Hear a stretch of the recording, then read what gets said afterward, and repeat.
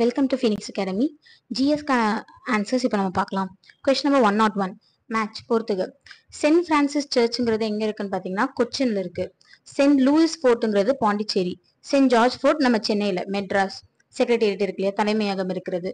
Send David ஃபோர்ட்டுங்கிறது கடலூர்ல இருக்கு. And கெல்ரியா ஃபோர்ட்டுங்கிறது வந்து பார்த்தீங்கன்னா உங்களுக்கு புலிக்கட்ல இருக்கு. ஸோ ஆன்சர் வந்து பார்த்தீங்கன்னா 21453 ஆப்ஷன் சி. 101க்கு ஆன்சர் ஆப்ஷன் சி. இதுல சென்ட் லூயிஸ் ஃபோர்ட் இருக்கு இல்லையா, பாண்டிச்சேரியில் இருக்கிறது, இது வந்து பிரெஞ்சு கட்டினது. சென்ட் லூயிஸ் ஃபோர்ட்டுங்கிறது. ஜார்ஜ் ஃபோர்ட், டேவிட் ஃபோர்ட் இது ரெண்டும் வந்து பாத்தீங்கன்னா பிரிட்டிஷ் பீரியட்ல பிரிட்டிஷ் கட்டியிருப்பாங்க.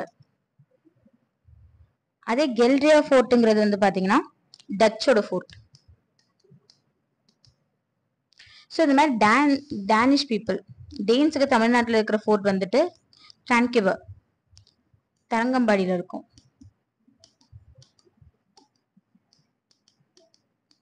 டேனியர்கள். ஸோ இதெல்லாம் வந்து பாத்தீங்கன்னா ஐரோப்பியர்களோட சில முக்கியமான கோட்டைகள் தமிழ்நாட்டில். ஸோ 101க்கு answer option C. Question number 102 The real founder of the Portuguese power in India was. இந்தியாவில் போர்ச்சுகீய அதிகாரத்தை உண்மையில் நிறுவியவர் யாருன்னு பாத்தீங்கன்னா ஆப்ஷன் சியில் இருக்கிற அல்போன்சோ டி அல்புகர்க் அவர் தான்.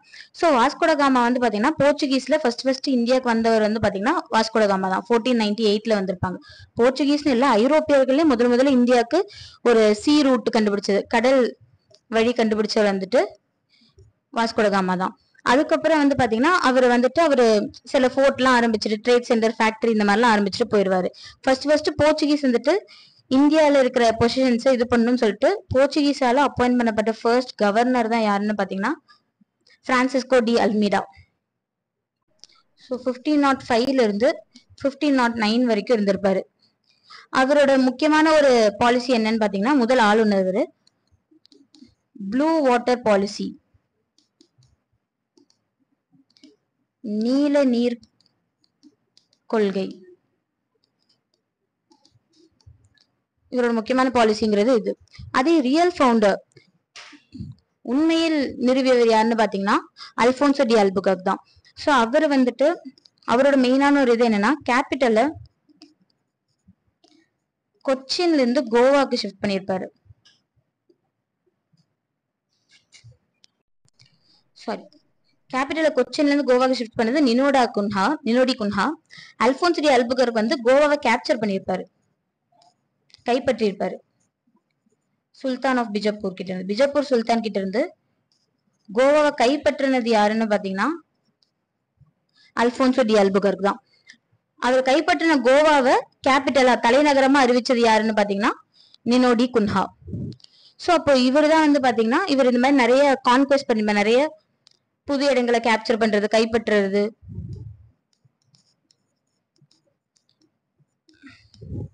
அதே மாதிரி இந்திய விமனை வந்துட்டு மேரேஜ் பண்ணிக்கலாம் அப்படிங்கிற மாதிரி எல்லாம் நிறைய கொண்டு வருவாரு. அதனாலதான் இவரை வந்து பாத்தீங்கன்னா இந்தியாவில் போர்ச்சுகீய அதிகாரத்தை உண்மையில் நிறுவியவர் அப்படின்னு சொல்லி சொல்றோம். அப்போ 102க்கு ஆன்சர் வந்து பாத்தீங்கன்னா option C. Alfonso de Albuquerque 1509ல இருந்து 1515 வரைக்கும் இருந்திருப்பாரு அல்போன்சோ டி அல்புகர்க். அதே நினோடா குன்ஹா வந்து 1529ல இருந்து 38 வரைக்கும் இருந்திருப்பாரு. Question number 103 choose the correct statement. சரியான கூற்றை தேர்ந்தெடுன்னு சொல்றாங்க. ஸ்டேட்மெண்ட் 1 வந்து பாத்தீங்கன்னா the final collapse of Danish came with their defeat by the English in the Battle of Bedera. Battle of Bedera இருக்கு இல்லையா, பெடரா போர்ல வந்து பாத்தீங்கன்னா டேனிஷ் இல்ல டச்சோட எண்டா இருக்கும். அது டச்சுக்காரர்கள் இந்தியால கடைசி அவங்களோட வீழ்ச்சிங்கிறது பேட்டில் ஆஃப் பெடரால தான் நடந்திருக்கும். ஸோ இப்போ ஃபர்ஸ்ட் ஸ்டேட்மெண்ட் தப்பு. Second statement Captain Hawkins succeeded in securing permission to raise a settlement at Surat. William Hawkins ஜஹாங்கீரிடமிருந்து சூரத் நகரில் ஒரு வணிக மையத்தை அமைக்க வெற்றிகரமாக அனுமதி பெற்றாருங்கிறது தப்பு. அவருக்கு அனுமதி கிடைக்கல. அந்த டைம்ல போர்ச்சுகீஸ்னால வந்து பாத்தீங்கன்னா அவரோட அனுமதி அங்க மறுக்கப்பட்டது. அதுக்கப்புறம் அகெயின் சர் தாமஸ் பெஸ்ட்னு ஒருத்தர் வந்திருப்பாரு. அவர் வந்து போர்ச்சுகீஸ ஒரு கப்பல் படையில தோக்கடிச்சிருப்பாரு. அதை வச்சுதான் அவங்க நம்பி அகைன் ஜஹாங்கீர் கிட்ட இருந்து பெர்மிஷன் வாங்குவாங்க. ஸோ கேப்டன் ஹாக்கின்ஸ் வந்து ஃபெயில்டு, அவருக்கு பெர்மிஷன் கிடைக்கல. ஸோ இப்போ செகண்ட் ஸ்டேட்மெண்ட்டும் தப்பு, ரெண்டாவது கூற்றும் தப்பு. மூணாவது, டச் கால்டு டிரான்கியூபர் அட் டான்ஸ்போர்க். டச்சில் நம்ம அகைன் என்ன பார்த்தோம், டேன்ஸோட ஃபோர்ட் தான் இந்தியாவில் தரங்கம்பாடி அப்படின்னு பார்த்தோம். ஸோ இப்போ டச்சுக்காரர்கள் இல்ல, டேனியர்கள். ஸோ இப்போ சியும் தப்பு. டி ஸ்டேட்மெண்ட் எடுத்தீங்கன்னா Swedish East India company was founded in Gothenburg, Sweden in 1731. Correct தான். ஸோ 1731ல ஸ்வீடன் கோதன்பர்கில் ஸ்வீடன் கிழக்கிந்திய கம்பெனி நிறுவப்பட்டது. ஸோ இவங்க வந்து மெயினா யாரை பார்த்தனா, inspired by Dutch East India கம்பெனியும் பிரிட்டிஷ் ஈஸ்ட் இந்தியா கம்பெனியும் வெற்றிகரமா செயல்படுறத பார்த்து தான் அவங்க இந்தியாவுக்கு வந்திருப்பாங்க. ஸோ அப்போ இதுல டி தான் கரெக்ட். 103க்கு ஆன்சர் வந்து பாத்தீங்கன்னா option D. Question number 104. Battle of Plassey was found on. Plassey போர் என்று நடைபெற்றதுன்னா ஆப்ஷன் பி ல இருக்கிற 23 ஜூன் 1757. அப்போ 9th பேட்டில் ஆஃப் பிளாசினா 1757 அப்படிங்கிறது நமக்கு ஷியரா தெரியும். ஸோ அப்போ இன்னும் டேட் என்னன்னு பாத்தீங்கன்னா 23rd ஜூன் 1757 தான் பேட்டில் ஆஃப் பிளாசி. அப்போ 9th February என்ன பண்ணிருப்பாங்கன்னா ட்ரீட்டி ஆஃப் அலிநகர்ங்கிறத சைன் பண்ணிருப்பாங்க. ட்ரீட்டி ஆஃப் அலிநகர் ஷுஜாவுத்தௌலாவும் பிரிட்டிஷ் ஈஸ்ட் இந்தியா கம்பெனிக்கும் சைன் பண்ணியிருப்பாங்க. அந்த பிளாக் ஹோல் ட்ராஜடி முடிஞ்சதுக்கு அப்புறம், இருட்டறை துயர சம்பவத்துக்கு அப்புறம் இதை சைன் பண்ணியிருப்பாங்க. ஸோ அதுக்கப்புறம் மறுபடியும் சில பல பிரச்சனைகள் நடக்கிறப்போ அந்த இடத்துல 23rd ஜூன் 1757 பெங்கால்ல வந்து ஒரு பெரிய போரா வெடிச்சிடும், பேட்டில் ஆஃப் பிளாசிங்கிறது. அதே ஆப்ஷன் சில இருக்கிறது 1764 நடந்த என்னன்னு பாத்தீங்கன்னா பேட்டில் ஆஃப் பக்சர். பக்சர் போரோட என்னைக்கு நடந்துச்சுன்னா அதுதான் 22 அக்டோபர். பக்சர் போர். அதே ஆப்ஷன் டி 25 1765 சைன் பண்ணது ட்ரீட்டி ஆஃப் அலகாபாத். அலகாபாத் உடன்படிக்கை.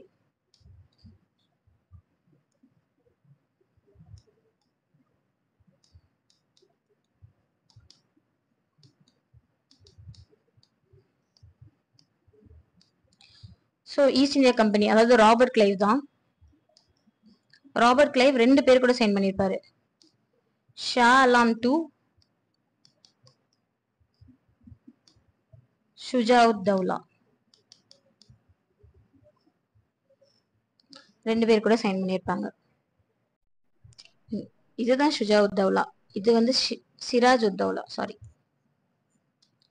சிராஜுத்தௌலாக்கும் பிரிட்டிஷ் ஈஸ்ட் இந்தியா கம்பெனிக்கு சைன் பண்ணது ட்ரீட்டி ஆஃப் அலிநகர்.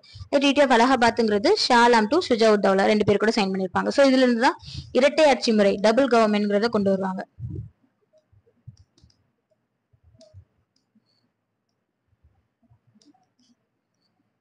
இரட்டை ஆட்சி முறை. ஸோ 104க்கு answer option B. Question number 105. The Battle of Santhom was remembered for. அதாவது சாந்தோம் போர் என்பது எது எப்போ நடந்ததுன்னு பாத்தீங்கன்னா ஆப்ஷன் ஏ ஃபர்ஸ்ட் கர்நாடிக் வார் அப்போ நடந்திருக்கும். ஸோ இப்போ இதுல வந்துட்டு கர்நாடிக் வார்ஸ்ங்கிறது ரொம்ப இம்பார்ட்டன்ட். கர்நாடிக் வார்ஸ் வந்து பாத்தீங்கன்னா பிரெஞ்சுக்கும் பிரிட்டிஷ்க்கும் நடந்திருக்கும், அதுதான் கர்நாடிக் வார்ஸ்ங்கிறாங்க. ஸோ இதுல ஃபர்ஸ்ட் 3 வாரம் நடந்திருக்கும். ஃபர்ஸ்ட் வார் வந்து பாத்தீங்கன்னா 1746ல இருந்து 48 வரைக்கும். செகண்ட் வாருங்கிறது 1749ல இருந்து 54 வரைக்கும். தேர்ட் வாருங்கிறது 1756ல இருந்து 63 வரைக்கும் நடந்திருக்கும்.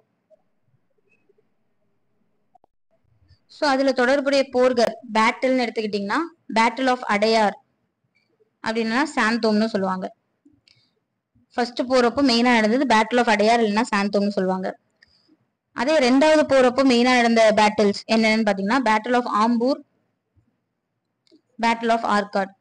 ஸோ இதுலதான் ராபர்ட் கிளைவ் வந்துட்டு ஆர்காட்டு வீரர் அப்படின்னு சொல்லி பேர் எடுப்பாரு ரெண்டாவது கர்நாடிக் வார்ல. மூணாவதுல நடந்தது வந்து பாத்தீங்கன்னா பேட்டில் ஆஃப் வாண்டிவாஷ், வந்தவாசி போர். ஸோ அடையாறுங்கிறது 1746ல நடந்திருக்கும். ஆம்பூர் 49, ஆர்காட் 51, வந்தவாசி போருங்கிறது 1760ல நடந்திருக்கும். ஸோ இது மேஜரா இதுல நடந்த போர்கள். அதே ட்ரீட்டி எந்த ஒரு உடன்படிக்கை மூலயமா முடிவுக்கு வந்துச்சு அப்படின்னு பாத்தீங்கன்னா ஃபர்ஸ்ட் வாருங்கிறது ஐலா சப்பேல். ஐலா சப்பேல். அதே ரெண்டாவது வந்து பாத்தீங்கன்னா ட்ரீட்டி ஆஃப் பாண்டிச்சேரி, பாண்டிச்சேரி உடன்படிக்கை. மூணாவது பாரிஸ் உடன்படிக்கை, ட்ரீட்டி ஆஃப் பாரிஸ். ஸோ இந்த 3 வார்ஸ்ல நடந்திருக்கும். இதுல பேட்டில் ஆஃப் சாந்தோம்ங்கிறது உங்களுக்கு ஃபர்ஸ்ட் கர்நாடிக் வார் கூட தொடர்பானது.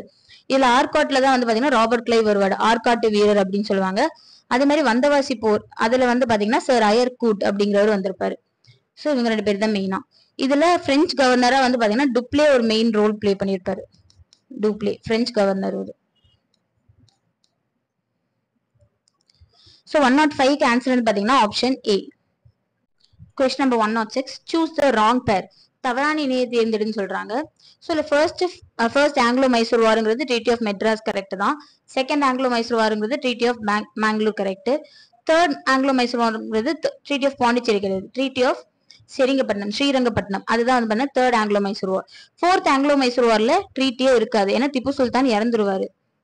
திப்பு சுல்தான் இறந்துட்டாருன்னா அதுக்கப்புறம் யாரு கூட ட்ரீட்டி போடுவாங்க? 1799ல அவர் இறப்பாரு.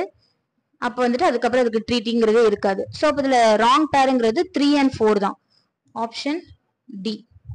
ஸோ இப்போ ஆங்கிலோ மைசூர் வார் எடுத்துக்கிட்டீங்கன்னா ஃபர்ஸ்ட் ஆங்கிலோ மைசூர் வாருங்கிறது 1767ல இருந்து 69 வரைக்கும் நடந்திருக்கும். செகண்ட் ஆங்கிலோ மைசூர் வாருங்கிறது 1780ல இருந்து 84. தேர்ட் ஆங்கிலோ மைசூர் வார் 1790ல இருந்து 92. அண்ட் ஃபோர்த் ஆங்கிலோ மைசூர் வாருங்கிறது 1799. இதுல வெல்லஸ்லி தான் அப்ப வந்து ஆளுநரா இருப்பாரு. ட்ரீட்டி ஆஃப் மெட்ராஸ் வருஷம் பண்ண 1769. ட்ரீட்டி ஆஃப் மேங்களூர்ங்கிறது 1784. ட்ரீட்டி ஆஃப் செரிங்கப்பட்டினம்ங்கிறது 1792. இதுலதான் அவங்களோட வேலூர் போர்ட்ல போய் வேலூர் கோட்டையில கொண்டு போய் திப்பு சுல்தான் பசங்க எல்லாம் வச்சுப்பாங்க. ஸோ அது வந்து இந்த ட்ரீட்டி ஆஃப் ஸ்ரீரங்கப்பட்டினம் அந்த ட்ரீட்டி படி தான், அந்த உடன்படிக்கை படி தான் செஞ்சிருப்பாங்க. ஸோ அப்ப இதுல ஃபர்ஸ்ட் 2 தப்பு கரெக்ட் தான். தேர்டுங்கிறது இதுக்கு வரும், இதுக்கு உடன்படிக்கைங்கிறதே கிடையாது ஃபோர்த்துக்கு. ஸோ 106க்கு ஆன்சர் ஆப்ஷன் டி, 3, 4 மட்டும். Question number 107. Which among the following is not among the 3 Indians to pass the ICS exam in 1869? அதாவது 1869 ICS 1869 ICS தேர்வில் வெற்றி பெற்ற மூவருள் பொருந்தாதவர் யார்? ஸோ சுரேந்திரநாத் பானர்ஜி, ரமேஷ் சந்திர தத், பிஹாரி லால் குப்தா, இவங்க 3 பேர் வருவாங்க. சத்யேந்திரநாத் தாகூர் தான் இது கரெக்டான answer, option B. So Satyendranath Tagore வந்து பாத்தீங்கன்னா இவர் தான் முதல்ல first Indian to pass the CSL. எப்போ? 1863லே இவர் வந்து பாஸ் பண்ணிருப்பாரு.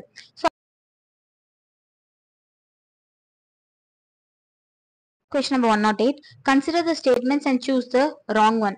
கூற்றுகளை கருத்தில் கொண்டு தவறானவற்றை தேர்ந்தெடுன்னு சொல்றாங்க. Statement 1. Lord Dalhousie's diplomacy transformed the British Empire in India into British Empire of India. அதாவது டல்ஹவுசி பிரபு தனது ராஜதந்திர முயற்சியால் இந்தியாவில் ஆங்கிலேய பேரரசு என்பதை இந்தியாவின் ஆங்கிலேய பேரரசு என மாற்றினார் அப்படின்னு சொல்லி கொடுத்திருக்காங்க. லார்ட் டல்ஹவுசி இல்ல, லார்ட் வெல்லஸ்லி, அவரோட ராஜதந்திரம் தான் இதுல ஒரு பெரிய ரோல் பிளே பண்ணிருக்கோம். வெல்லஸ்லி அவரோட subsidiary alliance,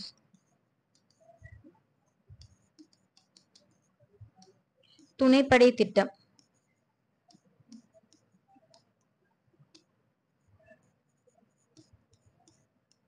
So first statement தப்பு.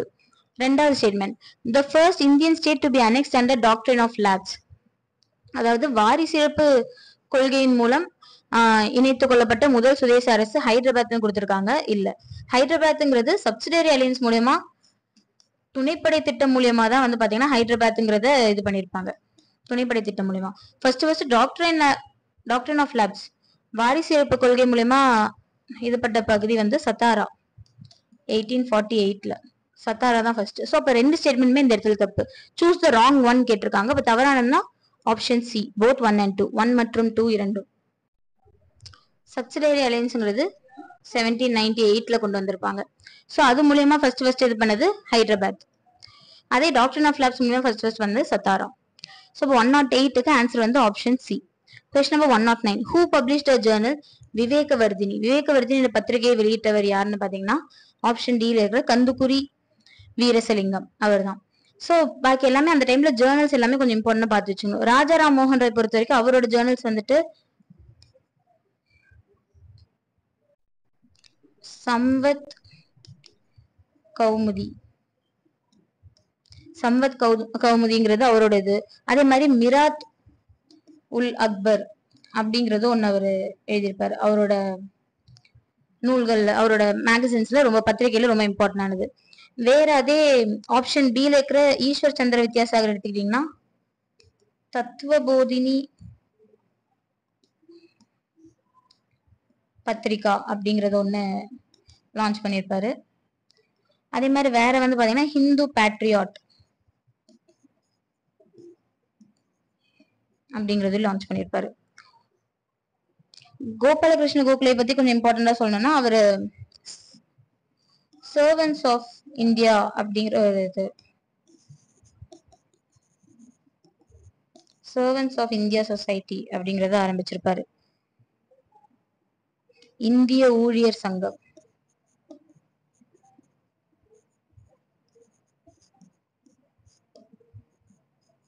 ஊழியர் சங்கம். சோ கந்துகுரி வீரேசலிங்கம் இவர் ஃபர்ஸ்ட் இவரோட கேர்ள்ஸுக்காக இவர் ஓபன் பண்ண ஃபர்ஸ்ட் ஸ்கூல் வந்து பாத்தீங்கன்னா 1874ல ஓபன் பண்ணிருப்பாரு. பெண்களுக்கான பள்ளிங்கிறது இவர் ஓபன் பண்ணிருப்பாரு.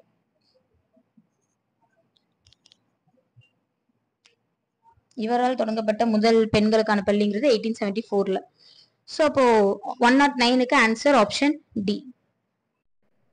Question number 110. Which of the following act is not related to female infanticide? பெண் சிசு கொலை தொடர்பாக பொருந்தா சட்டத்தை தேர்ந்தெடுன்னு சொல்றாங்க. சோ இதுல பெங்கால் ரெகுலேட்டரி ஆக்ட் 21 வந்துட்டு 1795ல போட்டிருப்பாங்க. ஃபீமேல் இன்ஃபான்டிசைட் ரிலேட்டடா தான், பெண் சிசு கொலை தடுப்பு ரிலேட்டடா தான்.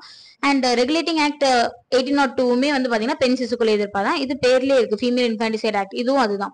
அதே ரெகுலேஷன் ஆக்ட் 17 இருக்கு இல்லையா, விதிமுறை 17ங்கிறது பெங்கால் ரெகுலேட்டரி ஆக்ட். எப்பனா 1829ல போட்டுருவாங்க. 1829ல என்னது, சதி அபாலிஷ் பண்றதுக்கு, சதிய ஒழிக்கிறதுக்காக கொண்டு வரப்பட்டதுதான் இந்த சட்டம்ங்கிறது. அப்ப பொருந்தா சட்டம்ங்கிறது ஆப்ஷன் டி. கொஸ்டின் நம்பர் 110க்கு ஆன்சர் வந்து பாத்தீங்கன்னா ஆப்ஷன் டி. இந்த மாதிரி இந்த 3 சட்டங்களும் ஏத்துறதுக்கு ஈஸ்வர் சந்திர வித்யாசாகர் கொஞ்சம் ஹெல்ப் பண்ணிருப்பாரு.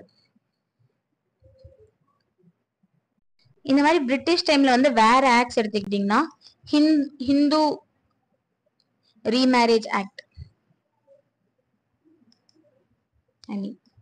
விடோ ரீமேரேஜ் ஆக்ட், விதவை மறுமண சட்டம்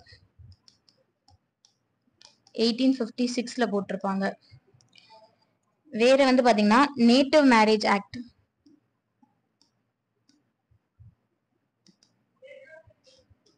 நேட்டிவ் மேரேஜ் ஆக்ட் 1872ல போட்டிருப்பாங்க. உள்நாட்டு திருமண சட்டம்,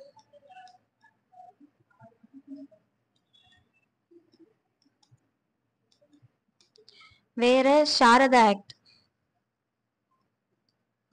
சாரதா ஆக்ட் 1930ல போட்டிருப்பாங்க. ஸோ மேரேஜ் ஏஜ், பசங்களுக்கும் சரி பொண்ணுங்களுக்கும் சரி மேரேஜ் ஏஜ் ஃபிக்ஸ் பண்ணிருப்பாங்க. வேற வந்து பாத்தீங்கன்னா தேவதாசி அபாலிஷன் ஆக்ட், தேவதாசி ஒழிப்பு சட்டம் 1947ல போட்டிருப்பாங்க. ஸோ இதெல்லாம் வேற சில இம்பார்ட்டன்டான ஆக்ட்ஸ். 110க்கு ஆன்சர் வந்து பாத்தீங்கன்னா option D. Question number 111. Choose the wrong statement about Vallalar. Vallalar குறித்து தவறான ஒன்றை தேர்ந்தெடுன்னு சொல்றாங்க. ஃபர்ஸ்ட் ஸ்டேட்மெண்ட் வந்து பாத்தீங்கன்னா he established சமரச வேத சன்மார்க்க சங்கம் in 1865. கரெக்ட் தான். இதுதான் வந்து பாத்தீங்கன்னா பிற்காலத்துல சமரச சுத்த சன்மார்க்க சங்கம் அப்படின்னு சொல்லி பேர் மாற்றப்பட்டிருக்கும். ஸோ 1865ல சமரச வேத சன்மார்க்க சங்கம்ங்கிறத ஆரம்பிக்கிறாரு. Option B, he established a free feeding house at for everyone irrespective of the caste at Vadalur. இதுதான் ரொம்ப இம்பார்ட்டன்ட். ஸோ 1867ல வந்து பாத்தீங்கன்னா சாதி எல்லைகளை தாண்டி அனைத்து மக்களுக்குமான இலவச உணவகத்தை வடலூரில் நிறுவினார். அதுவும் அவர் தான். ஸ்டேட்மெண்ட் சி எடுத்துக்கிட்டீங்கன்னா he founded the Advaitananda Sabha to raise the voice for the temple entry of the untouchables. இது பண்ணது வள்ளலார் கிடையாது, இது பண்ணது வந்து பாத்தீங்கன்னா அயோத்திதாசர்.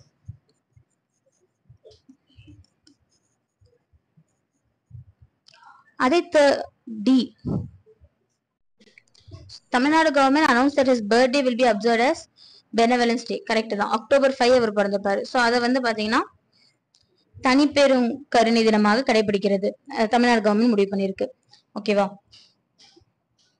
சோ இதுல வள்ளலாரை பத்தி வேற என்னென்ன சொல்லலாம் அப்படின்னு பாத்தீங்கன்னா, இவரோட இது வந்து ஜீவகாருண்யம் அப்படிங்கிற பிரின்சிபல். எல்லா உயிர்களிடத்தும் வந்து பாத்தீங்கன்னா அன்பு வேண்டும்.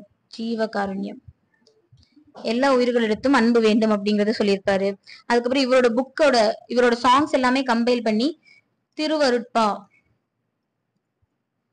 அப்படிங்கிற டைட்டில்ல வச்சிருப்பாங்க. திருவருட்பா அப்படிங்கறத சொல்லியிருப்பாங்க.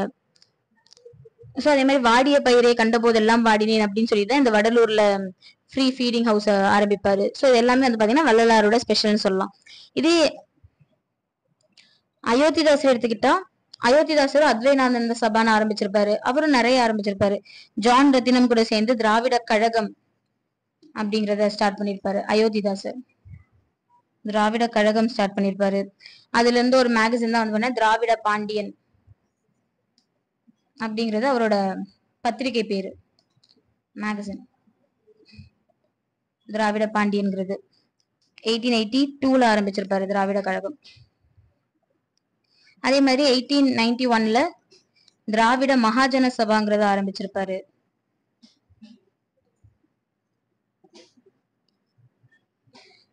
சோ அதுக்கப்புறம் 1907ல ஒரு ஃபேமஸான ஒரு பத்திரிகை ஒரு பைசா தமிழன் அப்படிங்கிறது அவரோட ஒரு பத்திரிகை தான். சோ இது எல்லாமே சொல்லியிருப்பாங்க. அயோத்திதாசர் இந்த மாதிரி அவரை பத்தி இம்பார்ட்டன்ட் பாயிண்ட்ஸ் இதுதான். சோ இப்போ கொஸ்டின் நம்பர் 111ல ஆன்சர் வந்து பாத்தீங்கன்னா ஆப்ஷன் சி, அதுதான் தவறானது. ஏன்னா அந்த வந்து வள்ளலாரை குறிக்கல, அது அயோத்திதாசரை குறிக்குது. Question number 112. Dash established Khalsa College for Sikhs in Amritsar. அமிர்தசரஸில் சீக்கியர்களுக்கான Khalsa கல்லூரியை உருவாக்கியவர்கள் யாருன்னு பாத்தீங்கன்னா ஆப்ஷன் சில இருக்கிற சிங் சபா அவங்கதான். வேற ஆப்ஷன்ஸ் நிரங்காரி மூவ்மெண்ட் அப்படிங்கறது ஆரம்பிச்சது யாருன்னு பாத்தீங்கன்னா பாபா தயால்தாஸ் அப்படிங்கிறவர் தான் நிரங்காரி அப்படிங்கறத ஆரம்பிச்சிருக்காரு. அதாவது கடவுள் வந்து நிறம் இல்லாதவன், அதாவது நிறம்னா ஃபார்ம், ஒரு உருவம் இல்லாதவர்கள் அப்படிங்கிற மாதிரி அவர் சொல்லியிருப்பாங்க. அதே நாம்தாரி மூவ்மெண்ட் வந்து பாத்தீங்கன்னா பாபா ராம் சிங் ஆரம்பிச்சது. எல்லாமே சீக்கியர்களுக்கான ஒரு மூமெண்ட் தான், சீக் மூமெண்ட்ஸ் தான். சோ பாபா ராம் சிங் ஆரம்பிச்சிருப்பாரு. அவங்க வந்து பாத்தீங்கன்னா சீக்கியத்தோட அந்த 5 கேஸ்ன்னு சொல்லக்கூடிய எல்லாமே வச்சிருப்பாங்க. கிர்பானை தவிர, கிர்பான்ங்கிறது ஸ்வாடு, அந்த அருவாளை தவிர வந்து பாத்தீங்கன்னா லத்திங்கிறத எடுத்துட்டு போகணும் அப்படின்னு சொல்லிட்டு சொல்லியிருப்பாங்க. கிருப்பானுக்கு பதிலா லத்தி, பாக்கி அந்த 4மே வந்து பாத்தீங்கன்னா இதுல இருந்து எடுத்திருப்பாங்க. சோ அத சொல்லியிருப்பாங்க. சிங் சபாங்கிறது என்னன்னு பாத்தீங்கன்னா அகாலிதள் இருக்கு இல்லையா, பஞ்சாப் தனி நாடா வேணும் அப்படின்னு கேட்டுட்டு இருக்கிற அந்த குரூப். சோ அவங்களோட முன்னோடின்னு சொல்லலாம். அகாலிதளோட முன்னோடி.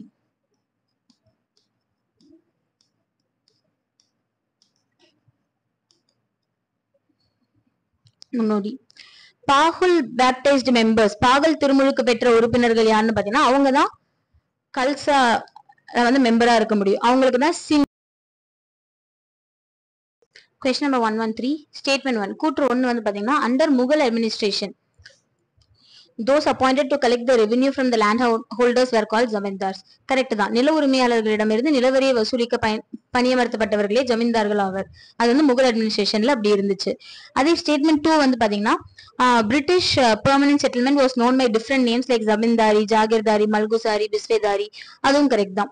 சோ பிரிட்டிஷோட இந்த பெர்மனன்ட் செட்டில்மெண்ட்னு இருக்கக்கூடிய இது வந்து பாத்தீங்கன்னா இந்த மாதிரி பல்வேறு பெயர்களாக அழைக்கப்பட்டன. ரெண்டுமே இந்த இடத்துல கரெக்ட் தான். ஆப்ஷன் பி இரண்டும் சரி.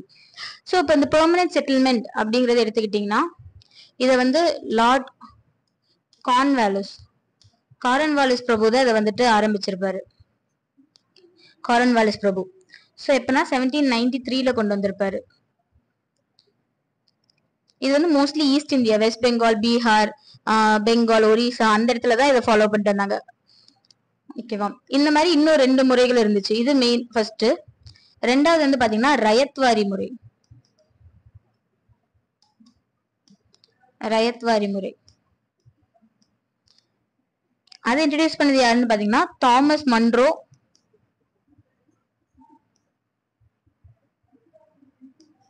And captain read. மெயினா தாமஸ் மன்ரோ தான் இம்பார்ட்டன்ட். அதே மாதிரி 3வது ஒரு முறை இருக்கு, அது வந்து மஹல்வாரி முறை அப்படின்னு சொல்லுவாங்க. மஹல்வாரி சிஸ்டம்.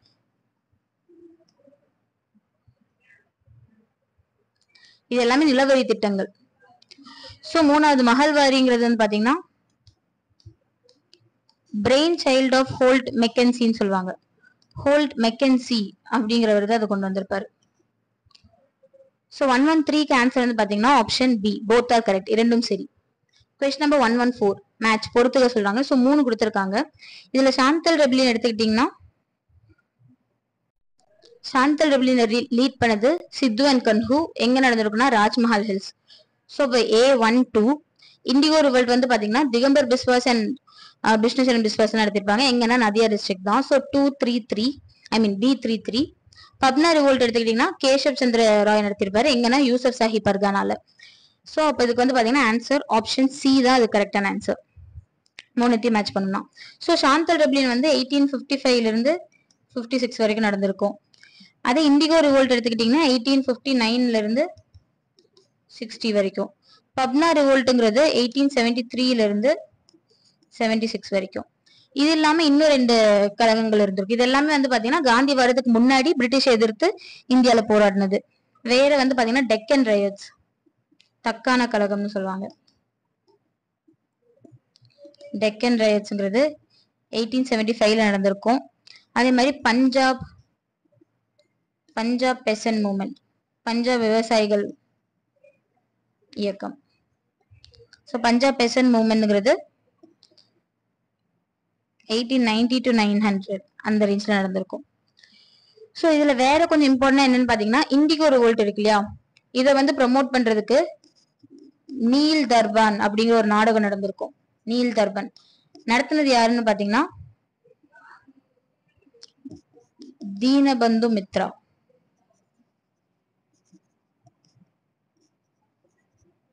நீல் தர்பன் அப்படிங்கிற ஒரு நாடகம் நடத்தினது தீனபந்து மித்ரா. இண்டிகோ ரிவோல்ட்ல நடந்திருக்கும். ஸோ 114க்கு ஆன்சர் வந்து பாத்தீங்கன்னா ஆப்ஷன் சி. ஸோ 2 ஸ்டேட்மெண்ட்ஸ் கொடுத்திருக்காங்க. 115 ஃபர்ஸ்ட் ஸ்டேட்மெண்ட், இந்த கேதார் டிஸ்ட்ரிக்ட் ஆஃப் குஜராத் அப்படின்னா கைரா சத்தியாகிரக போராட்டம். கைரா சத்தியாகிரக போராட்டம்ங்கிறது 1918ல நடந்திருக்கும். காந்தி வந்து ஆரம்பிச்ச மெயின் 3ல அது ரெண்டாவது மூணாவது ஒரு போராட்டமா இருக்கும். So Kheda district the peasant started the agitation under the leadership of Sardar Vallabhbhai Patel. இல்ல, சர்தார் வல்லபாய் பட்டேல் இல்ல, காந்தி தலைமையில தான் நடந்திருக்கும். ஸோ லீடர்ஷிப்ங்கிறது தலைமைங்கிறது பட்டேல் கிடையாது, காந்தி தான். ஆனா அந்த இயக்கத்துலதான் வந்து பாத்தீங்கன்னா Sardar Vallabhbhai Patel emerged as an important leader of Indian freedom struggle. So இந்த இயக்கத்துலதான் அவர் வந்து சர்தார் வல்லபாய் பட்டேல் வந்து இது பண்ணிருப்பாரு. அப்ப டியூரிங் பர்தோலி சத்தியாகிரகான்னு இங்க கொடுத்திருக்க ரெண்டாவது ஸ்டேட்மெண்ட் இந்த இடத்துல தப்புதான். ஏன்னா பர்தோலி சத்தியாகிரகம் அப்ப ஒரு உருவாகலாம் இல்ல. பர்தோலி சத்தியாகிரகம் 1928ல நடந்திருக்கும். அதை முன்னெடுத்து நடத்தினதே வந்து பாத்தீங்கன்னா பட்டேல் தான். சோ பட்டேல் வந்து அதோட லீடரா இருந்திருப்பாரு, தலைமை தாங்கியிருப்பாரு. சோ பர்தோலி சத்தியாகிரகா 1928 அந்த வாக்குல, இல்லைன்னா 1929 to 30 அப்படின்னு சொல்லுவாங்க. சோ அந்த ரேஞ்சில் நடந்திருக்கும். அதுல பட்டேல் வந்து ஒரு லீடராகவே இருந்திருப்பாரு. அதே அவர் எமர்ஜ் ஆனதுதான் எதுலன்னு பாத்தீங்கன்னா கேதால எமர்ஜ் ஆயிருப்பாரு. சோ அப்ப இந்த இடத்துல 2 ஸ்டேட்மெண்ட்மே தப்பு. அப்ப both 1 and 2 are wrong. Option B தான் இதுக்கு கரெக்டான ஆன்சர். ஓகேவா? கேதா சத்தியாகிரகால வந்து பாத்தீங்கன்னா காந்தி வந்த இதுல ரெண்டாவது ஒரு இதான் நடந்திருக்கும். கேதா சத்தியாகிரகால மெயினா என்ன பார்க்கணும்னு பார்த்தீங்கன்னா நோ டாக்ஸ், வரிகொடா இயக்கம்ங்கிறத ஆரம்பிச்சிருப்பாரு. நோ டாக்ஸ் கேம்பெயின், வரிகொடா இயக்கம், அது கொஞ்சம் இம்பார்ட்டன்ட். 115க்கு answer option B.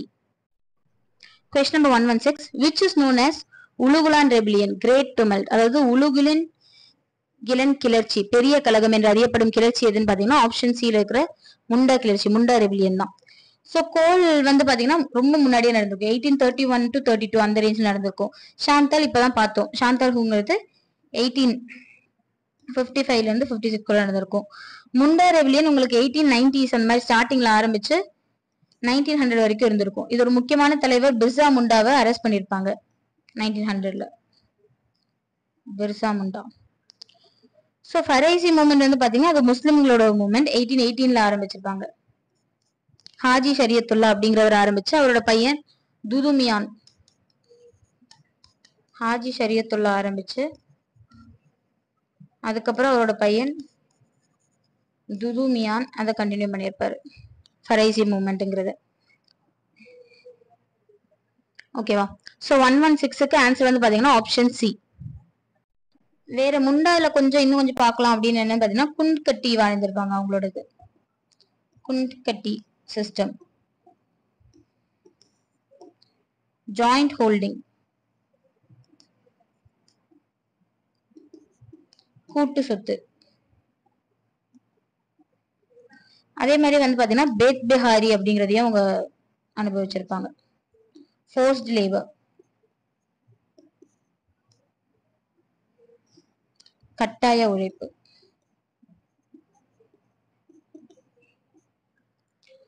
116க்கு answer option C. Question number 117. Madras Native Association was founded in which year?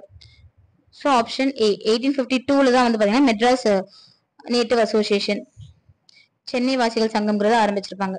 1866ல வந்து பாத்தீங்கன்னா ஈஸ்ட் இந்தியா அசோசியேஷன்.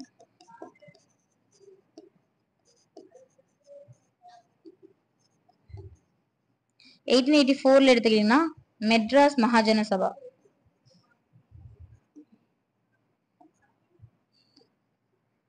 1870ல வந்து பாத்தீங்கன்னா பூனா சர்வஜனிக் சபா.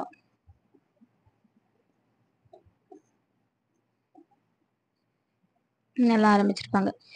இதே மாதிரி இன்னொன்னு வந்து பாத்தீங்கன்னா 1885ல பாம்பே பிரசிடென்சி அசோசியேஷன்.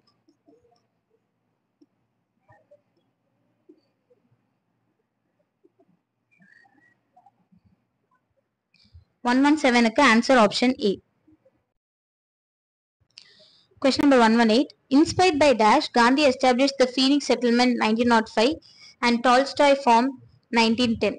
So யாரால் ஈர்க்கப்பட்டு காந்தியடிகள் பீனிக்ஸ் குடியிருப்பையும் டால்ஸ்டாய் பண்ணையும் நிறுவினார் அப்படின்னு சொல்ல. சோ இதுல இருக்கிற எல்லாருனாலுமே அவர் ஈர்க்கப்பட்டிருப்பாரு. இதுக்கு வந்து ஆன்சர் பண்ணா ஆப்ஷன் பி, ரஸ்கின். அவர் வந்து இது பண்ணிருப்பாங்க. சோ அப்ப டால்ஸ்டாய்ல இருந்து அவருக்கு என்ன ஒரு விஷயம் ரொம்ப பிடிச்சதுன்னா அவரோட புக் ஒண்ணு, kingdom of God is within you.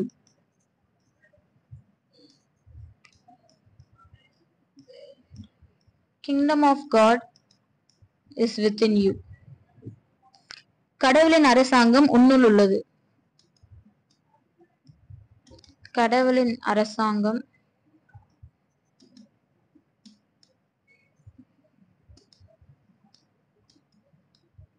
உன்னுள் உள்ளது அப்படிங்கறது பண்ணிருப்பாரு. இதே ரஸ்கின் கிட்ட இருந்து வேற என்ன பிடிச்சிருக்குன்னா unto this last அப்படிங்கிற புக்கு அவருக்கு ரொம்ப பிடிச்சிருக்கும். அதே தாரோ கிட்ட இருந்துதான் வந்து பாத்தீங்கன்னா சிவில் டிசோபீடியன்ஸ். இது ஒரு வாட்டி கேட்டிருக்காங்க. சட்ட மறுப்புங்கிற அந்த கொள்கை யார்கிட்ட இருந்து அவர் கத்துக்கிட்டாரு அப்படிங்கறது வந்து பாத்தீங்கன்னா தாரோ, சட்ட மறுப்பு. அதே கோபாலகிருஷ்ண கோகலே தான் அவரோட பொலிட்டிக்கல் குருவா அவர் கன்சிடர் பண்ணுவாரு. அரசியல் குருவாக கோபாலகிருஷ்ண கோகலேவே ஏத்திருப்பார். சோ 118க்கு ஆன்சர் வந்து பாத்தீங்கன்னா option B, Ruskin. Question number 119. சோ இது கூற்று கொடுத்திருக்காங்க, ரெண்டு காரணம் கொடுத்திருக்காங்க. Rabindranath Tagore returned his knighthood. Rabindranath Tagore வீர திருமகன் நைட்ஹுட் என்ற அரசு பட்டத்தை திருப்பி கொடுத்தார். அதே மாதிரி காந்தி வந்து பாத்தீங்கன்னா அவரோட கைசர் ஐ ஹிந்த் அப்படிங்கிற மெடலை திருப்பி கொடுத்திருப்பாங்க. கைசர் ஐ ஹிந்த் அப்படிங்கிற பதக்கத்தை காந்தியடிகள் திருப்பி கொடுத்தார். இது எந்த நிகழ்வுக்காக பண்ணிருப்பாங்கன்னு பாத்தீங்கன்னா ஜாலியன் வாலாபாக் மெசக்கருக்காக. ஜாலியன் வாலாபாக் படுகொலை நடந்திருக்கும், அதுக்கு வந்து எதிர்ப்பு தெரிவிக்கிற மாதிரி தான் அது பண்ணிருப்பாங்க. சோ ரவுலட் சத்தியாகிரகா 1919ல இருந்திருக்கும்.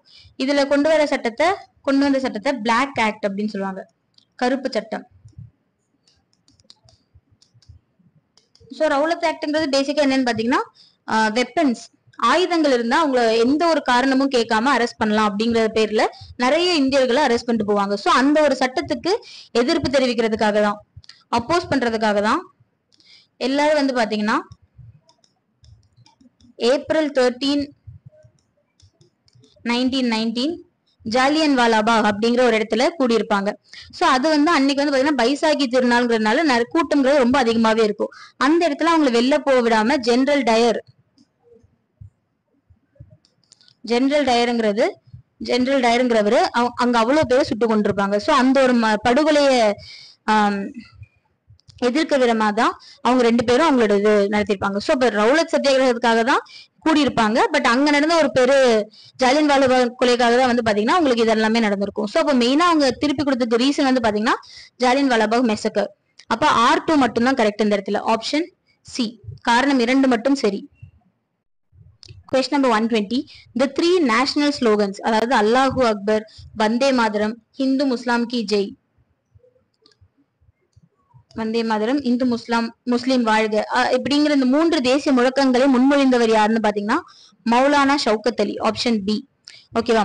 இதுல இவங்க 2 பேரையும் தான் வந்து பாத்தீங்கன்னா அலி பிரதர்ஸ் அப்படின்னு சொல்லுவாங்க. இவங்க அலி பிரதர்ஸ் சேர்ந்து தான் வந்து பாத்தீங்கன்னா கிலாஃபத் இயக்கம் அப்படிங்கறத ஆரம்பிச்சிருப்பாங்க. கிலாஃபத் மூவ்மெண்ட், கிலாபத் இயக்கம்.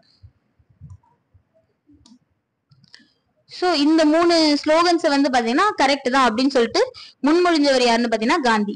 காந்தி வந்து இதை அக்செப்ட் பண்ணிருப்பாரு. முன்மொழிஞ்சது இல்ல, வழிமொழிந்திருப்பாரு. சோ முழக்கங்களை முன்மொழிந்தவர், எழுப்பியது வந்து பாத்தீங்கன்னா மௌலானா ஷவுக்கத் அலி தான். சோ இப்ப இவங்க 2 பேருமே கிலாஃபத் இயக்கத்தை தோற்றுவித்தவங்க. அதே சலிமுல்லா கான், ஆப்ஷன் டி இருக்க சலிமுல்லா கான் வந்து பாத்தீங்கன்னா ஆல் இந்தியா முஸ்லிம் லீக், அனைத்து இந்திய முஸ்லிம் லீக்ங்கிறத ஆரம்பிச்சிருப்பாரு. அது ஃபவுண்டர். So 120க்கு ஆன்சர் வந்து பாத்தீங்கன்னா option B. Question number 121. Choose the wrong pair. தவறான இணையை தேர்ந்தெடுன்னு சொல்றாங்க. தவறான இணை. சோ இப்ப டெம்பிள் என்ட்ரி டேங்கிறது 8th January 1933 கரெக்ட் தான். சோ டெம்பிள் என்ட்ரி டே வந்து பாத்தீங்கன்னா காந்தி தான் கொண்டாடிப்பாரு. காந்தி அம்பேத்கரும் சேர்ந்து ஆக்சுவலி காந்தியோட ஹரிஜன்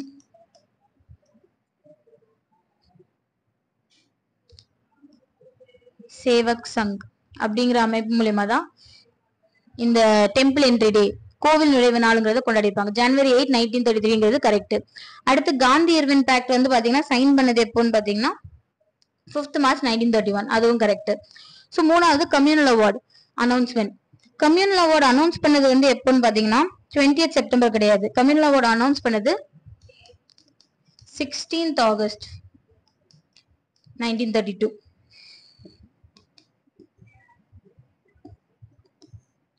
சோ இப்போ 20th September ஆகஸ்டுக்கு அப்புறம் September. So September 20th September என்ன பண்ணிருப்பாருன்னா காந்தி வந்து உண்ணாவிரதம் இருந்திருப்பாரு. அதை எதிர்த்து கம்யூனல் அவார்டு எங்களுக்கு வேண்டாம், வகுப்பு வாரி ஒதுக்கீடுங்கிறது தேவையில்லை அப்படின்னு சொல்லிட்டு ஃபாஸ்ட் அண்ட் டு டெத், சாகும் வரை உண்ணாவிரதம்.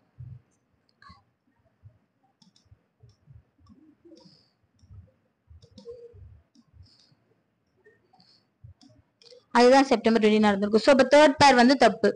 ஏ பி கரெக்ட், சிங்கிறது தப்பு. D Indian statutory commission. Indian statutory commission, இந்திய சட்டப்பூர்வ ஆணையம்ங்கிறது ஒண்ணும் இல்லைங்க, சைமன் கமிஷனை தான் சொல்றாங்க. சைமன் ஆணையம்.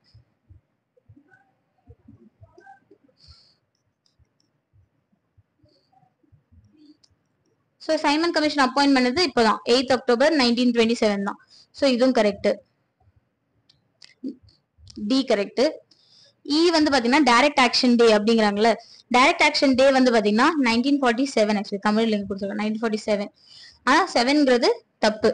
டைரக்ட் ஆக்ஷன் டே எப்ப நடந்திருக்கும்? 1946ல ஆகஸ்ட் 16 கரெக்ட் தான். 1946 இந்த ஆகஸ்ட் 16 இருந்து அடுத்த ஆகஸ்ட் 15 நம்ம இண்டிபெண்டன்ஸ் டே வரைக்கும் அந்த ஒரு வருஷ கேப்ல தான் வந்து பாத்தீங்கன்னா இருக்கிற எல்லா கொடுமைகளும் நடந்திருக்கும். நிறைய வயலன்ஸ், நிறைய போராட்டங்கள், நிறைய இழப்புகள்ங்கிறது அந்த இடத்துல நடந்திருக்கும் அப்படின்னு சொல்லுவாங்க. சோ டைரக்ட் ஆக்ஷன் டே, நேரடி நடவடிக்கை நாளுங்கிறது ஆகஸ்ட் 16, 1946, 7 கிடையாது. சோ அப்போ இது தப்பு. எஃப் இந்தியன் இண்டிபெண்டன்ஸ் டேங்கிறது இந்தியன் இண்டிபெண்டன்ஸ் ஆக்ட். அந்த ஆக்ட் எப்போ சொல்லியிருப்பாங்க? மவுண்ட் பேட்டன் பிளான் அதெல்லாம் வச்சு எப்போ சொல்லுவாங்க? 18 July 1947ல சொல்லியிருப்பாங்க. சோ இப்போ ராங் பேர்னு கேட்டீங்கன்னா இந்த இடத்துல 2 பேர். ஆப்ஷன் பி 2 இணை தவறு. 1 to 1க்கு answer option B. Question number 122. Consider the statements about சுபாஷ் சந்திர போஸ். சுபாஷ் சந்திர போஸ் குறித்த கூற்றுகளை ஆராய்கன்னு சொல்றாங்க. So first statement, he gave the slogan Delhi chalo, correct. So தில்லிக்கு புறப்படு அப்படிங்கிற ஸ்லோகன் கொடுத்தது இவர்தான். He organized Indian National Army with Indian prisoners of war with the support of Japanese in Malaya and Burma. அதாவது இந்திய போர் கைதிகளை கொண்டு மலாயா மற்றும் பர்மாவில் இருந்த ஜப்பானியர்களின் ஆதரவோடு இந்திய தேசிய ராணுவத்தை உருவாக்கினது இவர் கிடையாது, சுபாஷ் சந்திர போஸ் கிடையாது, ஜெனரல் மோகன் சிங்.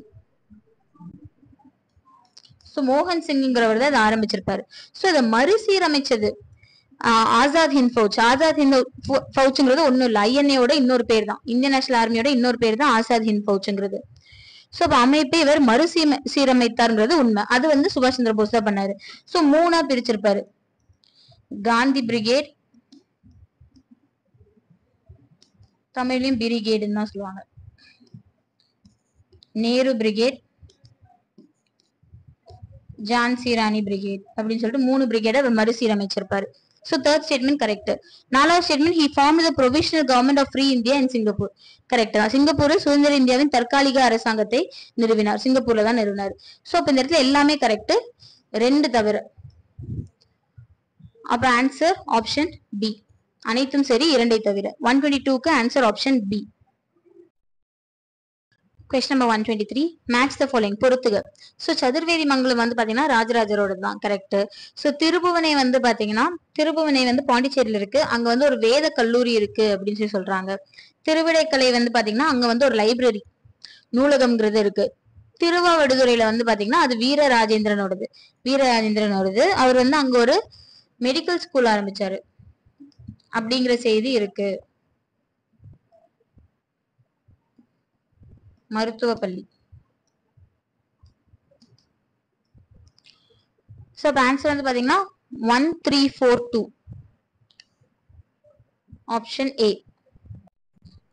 சோ 123க்கு ஆன்சர் ஆப்ஷன் ஏ. இந்த கொஸ்டினா இருக்கட்டும், லைக் 123, 124, 125 எல்லாமே வந்து பாத்தீங்கன்னா இந்த 3 கொஸ்டின்ஸ்மே வந்து பாத்தீங்கன்னா ஓல்ட் புக்ல தான் இருக்கு. லைக் இப்போ ரிவைஸ்ட் எடிஷன் புதுசா வந்த இதுல வந்து பாத்தீங்கன்னா இந்த இன்ஃபர்மேஷன்ங்கிறது இல்ல, இது ஓல்ட் புக்ல ஐஎன்எம் லைக் ஹிஸ்டரியில இருக்கு. ஓகேவா? So question number 124, choose the wrong pair. Tamil Nadu தொடர்பான தவறான இணையை கண்டறிங்கிறாங்க. டிபார்ட்மெண்ட் ஆஃப் பப்ளிக் இன்ஸ்ட்ரக்ஷன், டிபிஐங்கிறது 1854, கரெக்ட் தான். உட்ஸ் டிஸ்பேச், உட்ஸ் அறிக்கை மூலியமா தான் வந்து பாத்தீங்கன்னா உங்களுக்கு DPI, department of public instruction அப்படிங்கறத ஆரம்பிச்சிருப்பாங்க. சோ ஃபர்ஸ்ட் ஆப்ஷன் ஏங்கிறது correct. Option B local board ஆக்ட்ஸ்ங்கிறது 1882, அதுவும் கரெக்ட் தான். ஆப்ஷன் சி மெட்ராஸ் யூனிவர்சிட்டி 1929 கொடுத்திருக்காங்க, தப்பு. மெட்ராஸ் யூனிவர்சிட்டி வந்து பாத்தீங்கன்னா ஒரு 3 யூனிவர்சிட்டி கூட சேர்ந்து பழசா அந்த ரிவோல்ட் அப்போ 1857லயே ஆரம்பிச்சிருப்பாங்க மெட்ராஸ் யூனிவர்சிட்டிங்கிறது. அப்ப 1929ல ஆரம்பிச்ச யூனிவர்சிட்டி என்னன்னு பாத்தீங்கன்னா அண்ணாமலை யூனிவர்சிட்டி, அண்ணாமலை பல்கலைக்கழகம் சிதம்பரத்துல, அதுதான் 1929ல ஆரம்பிச்சது. டிஸ்டன்ஸ் எஜுகேஷன் தமிழ்நாட்டுல 1971ல தான் ஆரம்பிச்சோம், இதுவும் கரெக்ட். இதே மாதிரி வந்து பாத்தீங்கன்னா 1975ல காந்திகிராம் ரூரல் காலேஜ், ஊரக கல்லூரி அப்படிங்கறத ஆரம்பிச்சிருப்போம் 1975ல. சோ அப்ப தவறான இணை என்னன்னு பாத்தீங்கன்னா ஆப்ஷன் சி. 124க்கு answer option C. Question number 125, in ancient Tamil Nadu, பண்டைய தமிழ்நாட்டுல வந்து பாத்தீங்கன்னா lands were given to teachers, they were known as Salabogam, correct தான். பண்டைய தமிழ்நாட்டுல ஆசிரியர்களுக்கு வழங்கப்பட்ட நிலங்கள் வந்து பாத்தீங்கன்னா சாலபோகம் என்று அழைக்கப்பட்டன. அதே மாதிரி the emperor granted lands to religious institutions, these lands are called சுய ஊர்கள். அந்த சுய ஊர்கள்னு சொன்ன இது வந்து பாத்தீங்கன்னா டாக்ஸ் ஃப்ரீ. சமயம் சார்ந்த நிறுவனங்களுக்கு அரசு அளிக்கப்பட்ட இந்நிலங்கள் சுய ஊர்கள் என்று அழைக்கப்பட்டனர். ஆக்சுவலி அது கரெக்ட் தான், பட் ஆனா அது ஏன்ஷியன்ட் தமிழ்நாட்டுல இல்ல, இது வந்து யாருன்னா முகல் பீரியட்ல, முகலாயர்கள் பீரியட்ல இருந்திருக்கும். அப்ப ஏன்ஷியன்ட் தமிழ்நாடுங்கிறப்போ இந்த மாதிரி ஒரு சம்பவம் நடந்துச்சு. அது முகலாயர்கள் மத்த ஆல் ஓவர் இந்தியா, தமிழ்நாட்டுல தான் முகல்ஸ்ங்கிறவங்க வரவே முடியல. சோ அப்போ ஆல் ஓவர் இந்தியால இந்த ஒரு சிஸ்டம்ங்கிறது இருந்துச்சு. அப்ப தமிழ்நாட்டுல வந்து பாத்தீங்கன்னா இந்த மாதிரி சிஸ்டம் தான் இருந்துச்சு. சோ அப்போ இந்த ஏன்ஷியன்ட் தமிழ்நாடுன்னு கொடுத்தனால ஃபர்ஸ்ட் ஸ்டேட்மெண்ட் மட்டும் தான் கரெக்ட். 125க்கு answer option A. Question number 126, who said the birthplace of cotton manufacturers is India, where it probably flourished long before the dawn of authentic history? பருத்தி உற்பத்தியின் பிறப்பிடம் இந்தியா. சோ இதான் தெரியுமே, the birthplace of cotton manufacturers is India அப்படிங்கிறது சொன்னது யாருன்னு பாத்தீங்கன்னா option ஏல இருக்கிற எட்வர்ட் பெயின்ஸ் அப்படிங்கிறவர் தான் சொல்லியிருப்பாரு, எட்வர்ட் பெயின்ஸ். ஓகேவா? அதே இந்த பெர்னியர் இருக்காரு, ஆப்ஷன் பில இருக்கிற பெர்னியர் வந்து பாத்தீங்கன்னா உங்களுக்கு ஷாஜஹான் பீரியட்ல தான் இந்தியாவுக்கு வந்திருப்பாரு. ஷாஜஹானோட காலம், முகல்ஸ்ல ஷாஜஹான் பீரியட்ல வந்திருப்பாரு. சோ அவர் என்ன சொல்லியிருப்பாருன்னு பாத்தீங்கன்னா இங்க வந்துட்டு இன்கிரெடிபிள் குவான்டிட்டி ஆஃப் மேனுஃபேக்சர் குட்ஸ்ங்கிறது இருக்கு, நம்ப முடியாத அளவில் பண்டங்கள் உற்பத்தி ஆகின்றது, incredible amount of manufacture goods அதாவது நம்ப முடியாத அளவில் பண்டங்கள் உற்பத்தி செய்யப்படுகின்றன.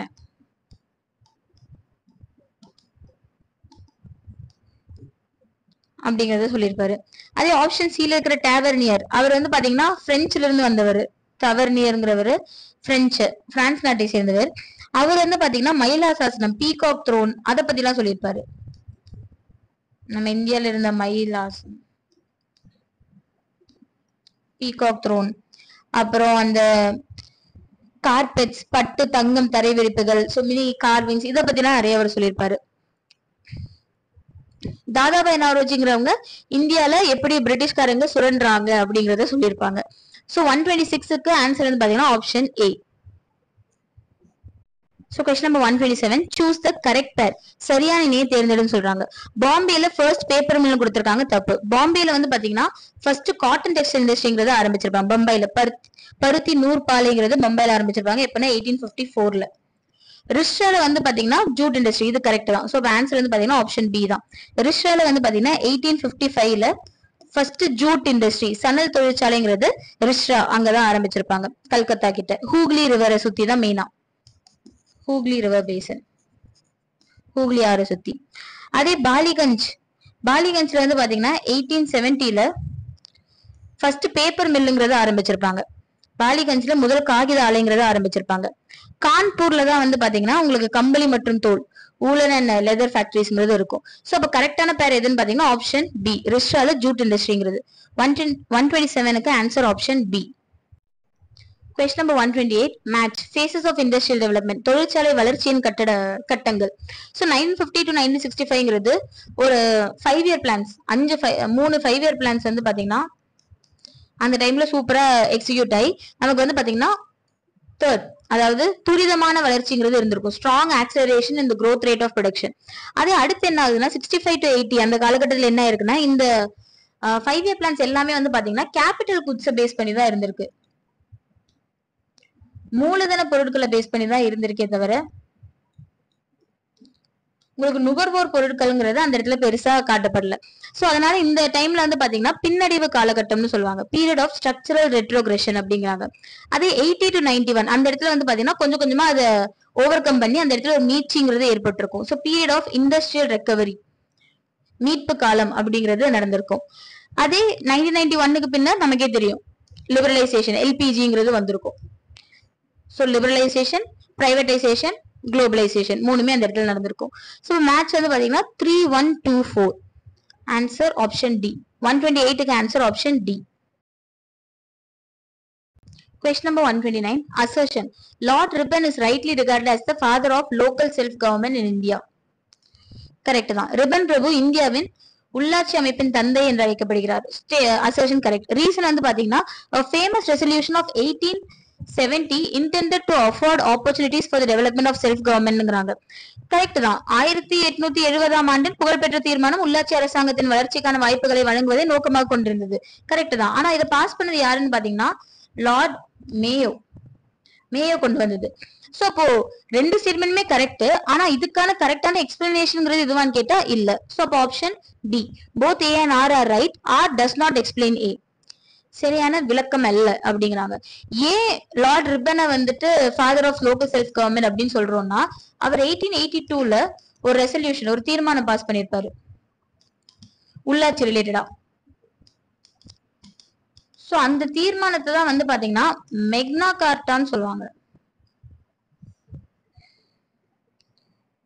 மெக்னா கார்ட்டா ஆஃப் லோக்கல் செல்ஃப் கவர்மெண்ட்.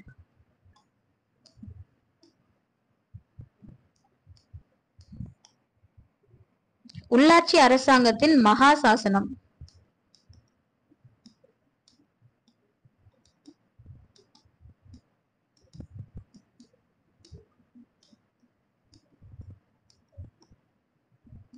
மகா சாசனம் அப்படிங்கிறாங்க. அதனாலதான் அவங்களை வந்துட்டு father of local self government சொல்றாங்க. சோ 129க்கு ஆன்சர் வந்து பாத்தீங்கன்னா ஆப்ஷன் பி, கூற்று காரணம் சரி, காரணம் கூற்றினை சரியாக விளக்கவில்லை. அதுதான். கொஸ்டின் நம்பர் 130, த மெட்ராஸ் பிரசிடென்ட்ரி, மதராஸ் மாகாணத்தில் இருந்தவை கன்சிஸ்டட் ஆஃப் என்னன்னு பாத்தீங்கன்னா மாடர்ன் டே தமிழ்நாடுங்கிறது இருந்தது, நார்தன் கேரளா இருந்துச்சு, ராயலசீமா அப்படிங்கிறது உங்களுக்கு ஆந்திரா தான் அது இருந்துச்சு, சோ கோஸ்டல் ஆந்திரா ரீஜன் அது இருந்தது. சதன் ஒடிஷா, தெற்கு ஒடிசாவும் தமிழ்நாட்டோட பார்ட்டா தான் இருந்து. லட்சதீபம் வந்து பாத்தீங்கன்னா தமிழ்நாட்டுக்குள்ள, I mean Madras presidency, Madras மாகாணத்துல தான் இருந்தது. சோ அப்ப இந்த இடத்துல எல்லாமே வரும், all of the above. Option A அனைத்தும். இது இல்லாம இன்னும் எக்ஸ்ட்ராவா என்னென்ன இருந்துச்சு அப்படின்னு பாத்தீங்கன்னா, ராயலசீமா இல்லாம கோஸ்டல் டிஸ்ட்ரிக்ட் ஆஃப் ஆந்திரா, அதாவது கோஸ்டல் ஆந்திரா, கடலோர ஆந்திராங்கிறது இருந்தது. வேற வந்து பாத்தீங்கன்னா கர்நாடகாவோட சில டிஸ்ட்ரிக்ட்ஸ்ங்கிறது இருந்தது, கர்நாடகாவின் மாவட்டங்கள். இது எல்லாமே சேர்ந்துதான் வந்து பாத்தீங்கன்னா மதராஸ் மாகாணம், மெட்ராஸ் பிரசிடென்சி அப்படிங்கிறது இருந்தது. சோ 130க்கு ஆன்சர் வந்து பாத்தீங்கன்னா option A. Question number 131. Match the following. So பொறுத்துக. Places of revolt, Indian leaders, அத அடக்குன British officials, இவங்களை மேட்ச் பண்ண சொல்றாங்க. So டெல்லியில வந்து பாத்தீங்கன்னா அதை முன்னெடுத்து நடத்தினது பகதூர் ஷா 2. அதை ஆஃப் பண்ணது யாருன்னு பாத்தீங்கன்னா ஜான் நிக்கல்சன்.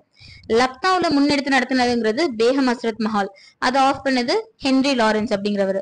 கான்பூர்ல வந்து பாத்தீங்கன்னா முன்னெடுத்து நடத்தினது நானா சாஹிப், அதை ஆஃப் பண்ணது சர் காலின் கேம்பல்.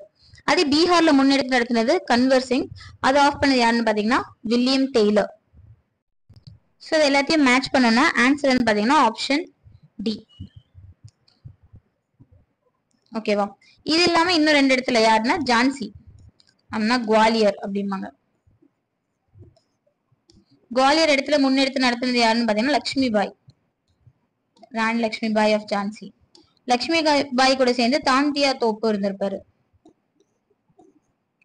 அதை ஆஃப் பண்ணது யாருன்னு பாத்தீங்கன்னா ஜெனரல் ஹியூ ரோஸ். இன்னொன்னு வந்து பாத்தீங்கன்னா பரேலிங்கிற இடத்துல நடந்திருக்கும். பரேலில முன்னெடுத்து நடத்தினவர் யாருன்னு பாத்தீங்கன்னா கான் பகதூர் கான். அங்க ஆஃப் பண்ணது யாருன்னு பாத்தீங்கன்னா அவரே தான், சர் காலின் கேம்பல்.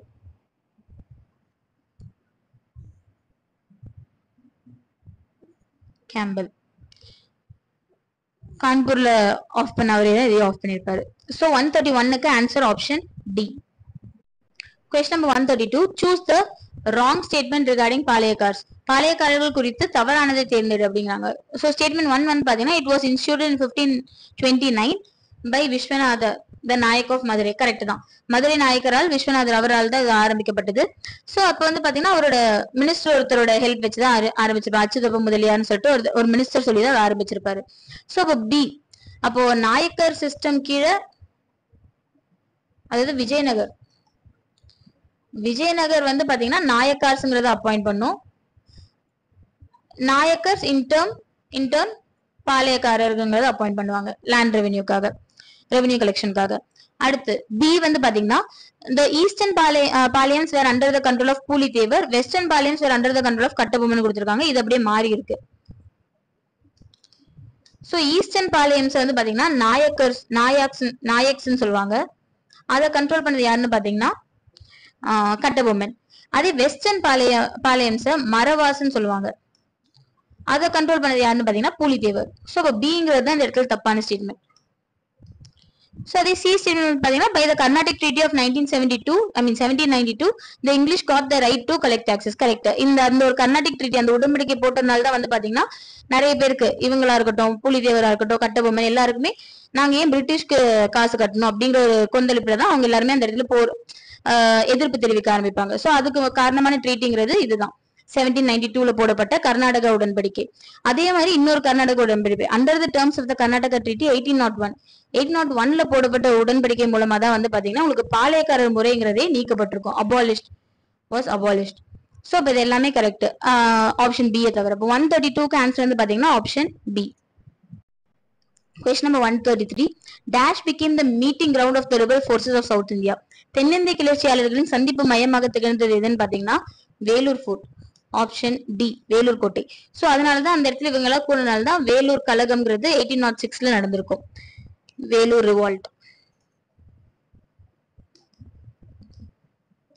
ரிவோல்ட்ங்கிறது 1806ல நடந்தது காரணமே இவங்க எல்லாருமே அந்த இடத்துல கூடினதுனாலதான். ஓகேவா? சிவகங்கை ஃபோர்ட், ஆப்ஷன் ஏல இருக்கிற சிவகங்கை ஃபோர்ட்ங்கிறது வேலு நாச்சியாரோட கோட்டைன்னு சொல்லலாம். வேலு நாச்சியார் ரூல் பண்ண பகுதி தான் சிவகங்கைங்கிறது. பாஞ்சாலம் குறிச்சிங்கிறது கட்டபொம்மன் ஆட்சி செஞ்ச இடம். So meeting ground of rebels தென்னிந்திய கிளர்ச்சியாளர்களின் சந்திப்பு மையமாக திகழ்ந்தது வேலூர் கோட்டை. Option D. 133க்கு answer option D. Question number 134. Kattabomman cleared almost all the revenue areas leaving only a balance of எவ்வளவு பக்கோடாஸ் அவங்க கட்டலன்னு பாத்தீங்கன்னா A 1080 பக்கோடாஸ் வந்து பாத்தீங்கன்னா அவரு கட்டியிருக்க மாட்டாரு. ஓகேவா? கட்டபொம்மன் பத்தி வேற என்ன, அவரோட மினிஸ்டர்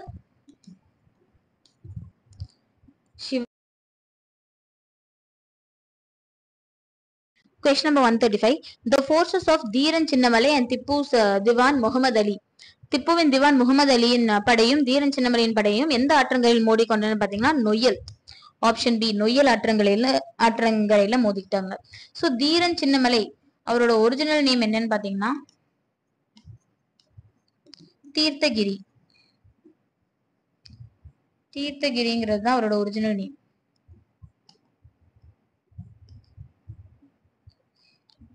ஓகேவா? அவர் வந்து பாத்தீங்கன்னா ஓடாநிலை ஃபோர்ட்ங்கிறது அவரோடது கொஞ்சம் ஃபேமஸ். ஓடாநிலை ஃபோர்ட் திப்பு சுல்தானுக்காக அவர் இது பண்ணியிருப்பாரு. ஸோ அப்போ ஓடாநிலை ஃபோர்ட்ங்கிறது ஃபேமஸ். அவர் கடைசியா எங்க தூக்குல போட்டாங்க? Hanged. எங்க தூக்கில் இட்டாங்கன்னா சங்ககிரி ஃபோர்ட்ல, சங்ககிரி கோட்டை. சங்ககிரி கோட்டை 1805ல தூக்கில் இட்டிருப்பாங்க.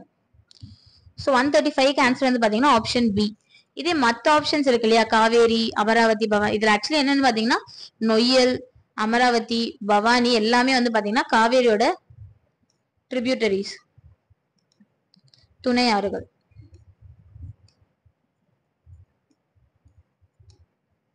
ஓகேவா? ஸோ 135க்கு ஆன்சர் வந்து பாத்தீங்கன்னா option B. Question number 136. The Madras session of the Indian National Congress in Dash declared complete independence as its goal. எதில் இந்திய தேசிய காங்கிரஸின் சென்னை மாநாடு. சோ இதுதான் இந்த இடத்துல main. Madras session of Indian National Congress எந்த வருஷத்தை வந்து பாத்தீங்கன்னா முழுமையான சுதந்திரம் தனது இலக்கு என அறிவித்ததுன்னு பாத்தீங்கன்னா ஆப்ஷன் ஏ 1927 அறிவிச்சிருக்கும் மெட்ராஸ் செஷன். அதே 1929ல என்ன நடந்திருக்கும்? லாகூர் செஷன்ல, லாகூர் மாநாடுல வந்து பாத்தீங்கன்னா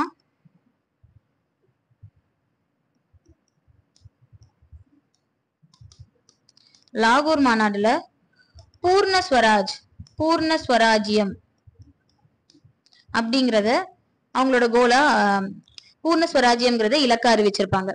இதே 1930ல என்ன நடந்திருக்கும் அப்படின்னு பாத்தீங்கன்னா 1930ல இந்தியன் பிளாக், அதாவது தேசிய கொடி, அதாவது இப்ப இருக்கிற பிளாக் கிடையாது, ஒரு மூவர்ண கொடி கிட்டத்தட்ட இப்ப இருக்கிற மாதிரி ஒரு தேசிய கொடியை வந்து பாத்தீங்கன்னா ராவி நதிக்கரையில ஏத்திருப்பாங்க. அது டேட் வந்து பாத்தீங்கன்னா 26 Jan 1930. அதனால இந்த டேட்டை மறக்க கூடாது அப்படிங்கிறதுக்காக தான் நம்ம இந்த வருஷத்தை ரிப்பப்ளிக் டேவா கொண்டாடிட்டு இருக்கோம் இந்த நாள். அதே மாதிரி 1932 26 January வந்து பாத்தீங்கன்னா தமிழ்நாட்டுல ஆர்யா அப்படின்னா பாஷ்யம் அப்படிங்கிறவரு நம்ம புனித ஜார்ஜ் கோட்டை இருக்கு இல்லையா, ஃபோர்ட் சென்ட் ஜார்ஜ்ல கொடியேற்றிருப்பாரு. சோ அதுவும் அதே நாள் தான் 26 Jan 1932, 2 வருஷத்துக்கு அப்புறம் ஃபோர்ட் சென்ட் ஜார்ஜ்ல தேசிய கொடியேற்றிருப்பாரு, நேஷனல் பிளாக். சோ அப்ப எப்போ மெட்ராஸ் செஷன் எப்போ அறிவிச்சதுன்னு கேட்டீங்கன்னா 1927ல. 136க்கு ஆன்சர் வந்து பாத்தீங்கன்னா option A. Question number 137. Choose the correct statement. சரியான ஒன்றை தேர்ந்தெடுன்னு சொல்றாங்க. சோ ஸ்டேட்மெண்ட் 1 என்னன்னு பாத்தீங்கன்னா New India Commonwealth were started to propagate swadeshi ஐடியல்ஸ்னு கொடுத்திருக்காங்க. ஸ்வதேசிக்காக ஆரம்பிச்சது கிடையாது. நியூ இந்தியாவா இருக்கட்டும் காமன்வெல்த் ரெண்டுமே வந்து பாத்தீங்கன்னா ஆனி பெசன்ட் ஆரம்பிச்ச பத்திரிகைகள். இது மெயினா எதுக்குன்னா ஹோம் ரூல் மூவ்மெண்ட், தன்னாட்சிக்காக தான் அதை கொண்டு வந்திருப்பாங்க, ஸ்வதேசிக்காகன்னு சொல்ல முடியாது. ஓகேவா? ஸ்வதேசிக்காக ஆரம்பிச்ச பத்திரிகைகள்னு எடுத்துக்கிட்டீங்கன்னா நியூ இந்தியா காமன்வெல்த் ஆகிய இரண்டும் சுதேசி கருத்துக்களை பரப்புவதற்காக எடுத்துக்கிட்ட வெளிப்பட்ட இது வந்து பாத்தீங்கன்னா ஸ்வதேசமித்ரன், இந்தியா. சோ இந்த மாதிரி பத்திரிகைகள் தான் வந்து பாத்தீங்கன்னா சுதேசி கருத்துக்களை பரப்புவதற்காக ஆரம்பிச்சிருப்பாங்க. ஓகேவா? சோ அப்போ ஃபர்ஸ்ட் ஸ்டேட்மெண்ட் தப்பு. Second statement V.O. Chidambaranar purchased 2 ships, correct தான். அது வந்து சுதேசி ஸ்டீம் நேவிகேஷன் கம்பெனிலாம் ஆரம்பிச்சிருப்பாரு, Gallia and Lawoe, and plied them between Thoothukudi and மலேசியான்னு கொடுத்திருக்காங்க, தப்பு. தூத்துக்குடிக்கும் கொலம்போவுக்கும் இடையில விட்டுருப்பாங்க, ஸ்ரீலங்கா கொலம்போக்கு எதிரில தான் விட்டுருப்பாங்க. சோ அப்பனால செகண்ட் ஸ்டேட்மெண்ட்டும் தப்பு. மூணாவது ஸ்டேட்மெண்ட் வந்து பாத்தீங்கன்னா Vellore provided a safe haven for the revolutionaries. இல்ல, சேஃப் ஹெவன்ங்கிறது இல்ல. புரட்சிகர தேசியவாதிகளுக்கு வேலூர் பாதுகாப்பான புகலிடமானதுன்னா கிடையவே கிடையாது. பாண்டிச்சேரி தான் பாதுகாப்பான புகலிடமாச்சு. வேலூர் கிடையாது, பாண்டிச்சேரி. ஏன்னு எடுத்துக்கிட்டீங்கன்னா பாண்டிச்சேரி பிரெஞ்சு கண்ட்ரோல்ல இருந்தது. சோ பிரிட்டிஷ்காரங்க ஏதாச்சும் ஒன்று பண்ணிட்டு அவங்க போய் பிரெஞ்சோட காலனில போய் ஒளிஞ்சுப்பாங்க அந்த மாதிரி. சோ பாண்டிச்சேரி தான் அந்த இடத்துல ஒரு புகலிடமாக தெரிஞ்சது. அதே option statement D, Vanchinathan of Sengottai was influenced by Bharata Mata society. Correct, அதுதான் கரெக்ட். சோ அப்ப ஆப்ஷன் டி தான் அது கரெக்டான ஆன்சர். அப்ப வாஞ்சிநாதன் யாரு? Tirunelveli collector Robert Ashe. அவரு கொன்னவர், அவரு சுட்டாரு. மர்டர். அவர் வந்து பாத்தீங்கன்னா பாரத மாதா சொசைட்டினாலதான் வந்து பாத்தீங்கன்னா பாரத மாதா சங்கம் என்ற ரகசிய அமைப்பால் தான் உள்ளுணர்வு தூண்டப்பட்டார். Question number 138, choose the wrong pair. தவறான இணையை கண்டறின்னு சொல்றாங்க. சோ ஏ வந்து பாத்தீங்கன்னா 18th March 1919 தான் வந்து பாத்தீங்கன்னா Gandhi's meeting at Marina beach. Correct. So Khilafat இயக்கம் ரிலேட்டடா அவர் பேசுறதுக்காக வந்திருப்பாரு. Gandhi's meet at Marina beach 18th March 1919. Correct. ரெண்டாவது 6th April 1919 hartal against black act. அதுவும் கரெக்ட் தான். 17th April 1920 வந்து பாத்தீங்கன்னா தமிழ்நாட்டுல கிலாஃபத் டேன்னு கொண்டாடிப்பாங்க. மூணாவதுமே கரெக்ட். நாலாவது 13 Jan 1922 சொல்லியிருக்காங்க, arrival of Simon commission. So இதுல இருந்தே நமக்கு சைமன் குழுங்கிறது அவங்க அப்பாயின்ட் பண்ணதே எப்போ 1927 தான் அப்பாயின்ட் பண்ணிருப்பாங்க. அப்புறம் எப்படி 1922 இந்தியா தமிழ்நாட்டுக்கு வந்திருக்க முடியும்? இன்ஃபேக்ட் அவங்க தமிழ்நாட்டுக்கு எப்ப வந்தாங்கன்னு பாத்தீங்கன்னா போட்டு இன்னும் 2 வருஷத்துக்கு அப்புறம் 18 Feb 1929 தான் தமிழ்நாட்டுக்கு வந்திருப்பாங்க. அப்போ டி தான் இந்த இடத்துல தப்பு. அப்ப 13 Jan 1922 என்ன ஆயிருக்குன்னு பாத்தீங்கன்னா தமிழ்நாட்டுல வேல்ஸ் இளவரசர் வரத எதிர்த்திருப்பாங்க, பாய்காட் பண்ணிருப்பாங்க. Non cooperation movement, NCM non cooperation movement சார்பில். அப்போ 138க்கு ஆன்சர் வந்து தவறான இணை அப்படின்னு பாக்குறப்போ 138க்கு answer option D. Question number 139, match the following. அதாவது இந்த இயர்ஸ் ஆஃப் பப்ளிகேஷன், வெளியீடு ஆண்டு கொடுத்திருக்காங்க. ஸோ இதுல வந்து பாத்தீங்கன்னா சீவக சிந்தாமணி இது எல்லாமே பப்ளிஷ் பண்ணவர் யாருன்னு பாத்தீங்கன்னா உவேசா, உவே சாமிநாதர் தான் வந்து பாத்தீங்கன்னா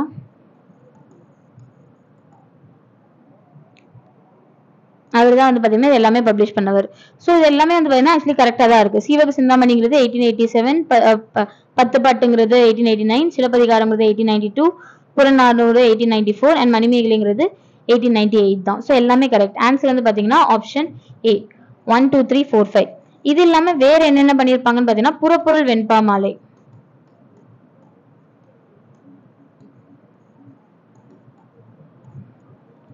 ஸோ புறப்பொருள் வெண்பா மாலைங்கிறது 1895ல பப்ளிஷ் பண்ணியிருப்பாரு. அதே ஐங்குறு நூறு, ஐங்குறு நூறுங்கிறது 1903ல பப்ளிஷ் பண்ணியிருப்பாரு. பதிற்று பத்து வந்து பாத்தீங்கன்னா 1904ல பப்ளிஷ் பண்ணியிருப்பாங்க. ஸோ 139க்கு ஆன்சர் வந்து பாத்தீங்கன்னா option A 1 2 3 4 5. Question number 140. Whose autobiography is GVS சரித்த சுருக்கம்? ஜிவிஎஸ் சரித்த சுருக்கம் யாருடைய சுயசரிதைன்னு பாத்தீங்கன்னா ஆப்ஷன் சில இருக்கிற ரெட்டைமலை ஸ்ரீனிவாசன். வேற ரெட்டைமலை ஸ்ரீனிவாசனை பத்தி என்ன சொல்லலாம்னா இவருக்கு மெயினான டைட்டில்ஸ் இருக்கும். ராவோ சாஹிப் 1926ல இந்த டைட்டில், ராவ் பகதூர் 1936ல, 1930ல, திவான் பகதூர்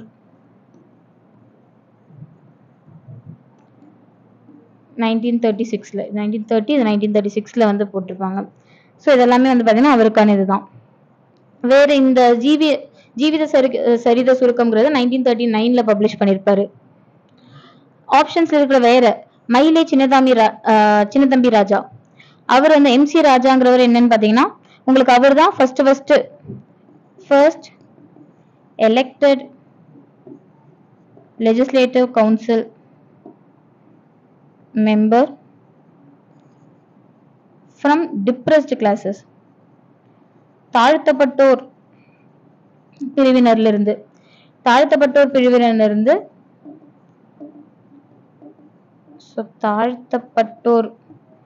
பிரிவில் வந்து பாத்தீங்கன்னா எலெக்ட் ஆன முதல் சட்ட மேலவை உறுப்பினர்.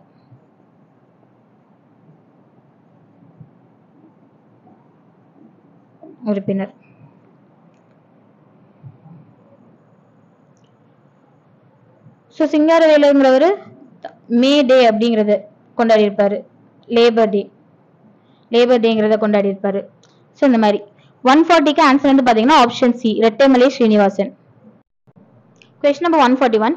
Dash hoisted the national flag atop of Fort St. George on 26 January 1932. இது அப்பவே டிஸ்கஷன்லயே பார்த்திருப்போம். ஸோ 1932 ஜனவரி 26ஆம் நாளில் புனித ஜார்ஜ் கோட்டையின் உச்சியில் தேசிய கொடியை ஏற்றியவர் யாருன்னு பாத்தீங்கன்னா ஆப்ஷன் பில இருக்க ஆரியா இல்லைன்னா பாஷ்யம். அவர் தான் வந்து Jan 26, 1932 அப்போ ஏற்றிருப்பாரு. ஓகேவா. ஏழு இருக்கிற கொடிக்காத்த குமரன், அவர் வந்து திருப்பூர் குமரன் இன்னொரு பேர் வந்து பாத்தீங்கன்னா கொடிக்காத்த குமரன் அப்படின்னு சொல்லுவாங்க. கொடிக்காத்த குமரன் ஏன்னு பாத்தீங்கன்னா அவங்க அவர் இறக்குற டைம்ல வந்து பாத்தீங்கன்னா கூட கையில ஒரு கொடியை பிடிச்சிட்டே அவர் வந்து இது பண்ணிருப்பாரு. அந்த கொடியை காப்பாத்த போய் தான் அவர் அதை பிடிச்சிட்டே அவர் இறந்திருப்பாரு அப்படிங்கிற மாதிரி சொல்லுவாங்க. ஸோ அவர் எப்ப இறந்தாருன்னு பாத்தீங்கன்னா 11th January 1932. ஓகேவா. அதே ஆப்ஷன் சி அண்ட் டி இருக்காரு இல்லையா, டி பிரகாசம், நாகேஸ்வர் ராவ், இவங்க ரெண்டு பேரும் யாருன்னு பாத்தீங்கன்னா சால்ட் சத்தியாகிரகா, உப்பு சத்தியாகிரகத்தை மெட்ராஸ்ல நடத்தினவங்க இவங்க ரெண்டு பேரும். சோ வேதாரண்யம்ல ராஜாஜி நடத்திருப்பாரு. அதே இங்க மெட்ராஸ்ல கொஞ்சம் நார்த் இந்த சைடு நடத்தினது யாருன்னு பாத்தீங்கன்னா இவங்க ரெண்டு பேர் தான், டி பிரகாசம், நாகேஸ்வர் ராவ். சால்ட் சத்தியாகிரகா. இன்னும் சொல்ல போனா உதயவனம் அப்படிங்கிற இடத்துல, மெட்ராஸ்ல உதயவனம் நடத்திருப்பாரு. சோ 141க்கு ஆன்சர் வந்து பாத்தீங்கன்னா option B. Question number 142. Which of the following statements about Bhagat Singh are true? கீழ்காணும் கூற்றுகள் பகத்சிங் தொடர்பான சரியான கூற்றை கண்டறிகன்னு பாத்தீங்கன்னா 1930ல Bhagat Singh attack with Chittagong armouries. Correct தான். 1930 சிட்டகாங் ஆர்மரிஸ் இல்ல, சிட்டகாங் ஆர்மரிஸ் அட்டாக் பண்ணது பகத்சிங் கிடையாது, சூர்யா சென்.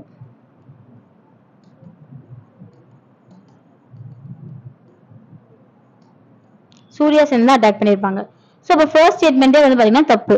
ரெண்டாவது statement in 1929 Bhagat Singh and B.K. Dutt threw a smoke bomb inside the Central Legislative Assembly. Correct தான். சோ 1929ல இவங்க ரெண்டு பேரும் பகத் சிங்கும் B.K. Dutt சேர்ந்து தான் பண்ணிருப்பாங்க. சோ அப்படி இது பண்ணிதான் இன்குலாப் ஜிந்தாபாத் அப்படின்னு சொல்லி கத்திருப்பாங்க.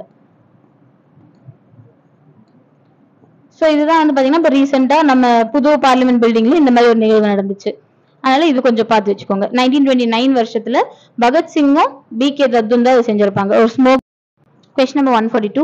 Which of the following statements are about Bhagat Singh are true? கீழ்காணும் கூற்றுகள் பகத் சிங் தொடர்பான சரியான கூற்றை கண்டறிகன்னு சொல்றாங்க. So first statement, in 1930 Bhagat Singh attacked the Chittagong armories-ங்கறாங்க. Chittagong armories-ங்கறத அட்டாக் பண்ணது அவர் கிடையாது, சூர்யா சென்.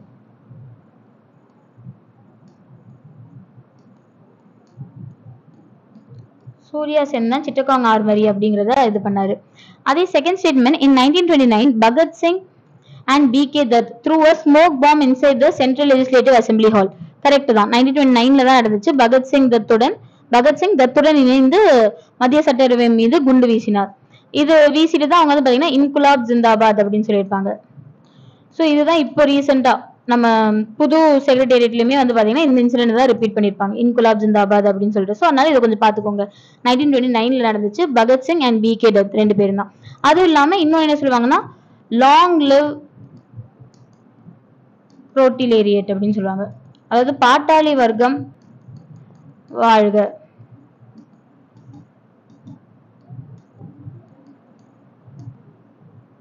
அப்படின்னு சொல்லியிருப்பாங்க. அப்படி ரெண்டு முழக்கங்கள் விட்டுருப்பாங்க.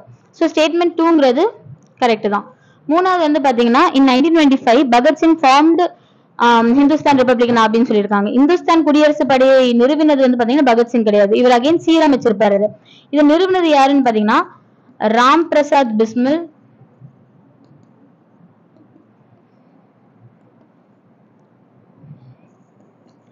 அஷ்ஃபகுல்லா கான். இவங்க ரெண்டு பேரும் தான் நிறுவிருப்பாங்க. பகத் சிங், சுக்தேவ் இவங்க எல்லாம் சேர்ந்து 1928ல HSRA அப்படின்னு சொல்லுவாங்க. எஸ்னா சோசியலிஸ்டிக்,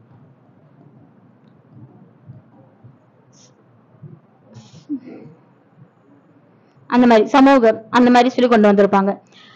சோ அப்ப வந்து பாத்தீங்கன்னா 1925ல அது நிறுவனது இவர் கிடையாது. சோ அப்ப இதுல செகண்ட் ஸ்டேட்மெண்ட் மட்டும் தான் கரெக்டா இருக்கு. 142க்கு ஆன்சர் ஆப்ஷன் ஏ, இரண்டு மட்டும் சரி. Question number 143. The first Tamil newspaper to publish political cartoons. அரசியல் கேலி சித்திரங்களை வெளியிட்ட முதல் தமிழ் செய்தித்தாள் எதுன்னு பாத்தீங்கன்னா ஆப்ஷன் பி ல இருக்கிற தி இந்தியா. சோ இதுல யங் இந்தியாங்கிறது உங்களுக்கு காந்தியோட ஒரு நியூஸ் பேப்பர். லாலா லஜ்பத் ராய் அவர் எழுதின புக்கை வந்து யங் இந்தியாங்கிற பேர்ல காந்தி வந்து ஒரு பத்திரிகையை வெளியிடுவாரு. அதே நவசக்தி எடுத்துக்கிட்டீங்கன்னா திரு விகா அவரோட பத்திரிகை, திரு விகா.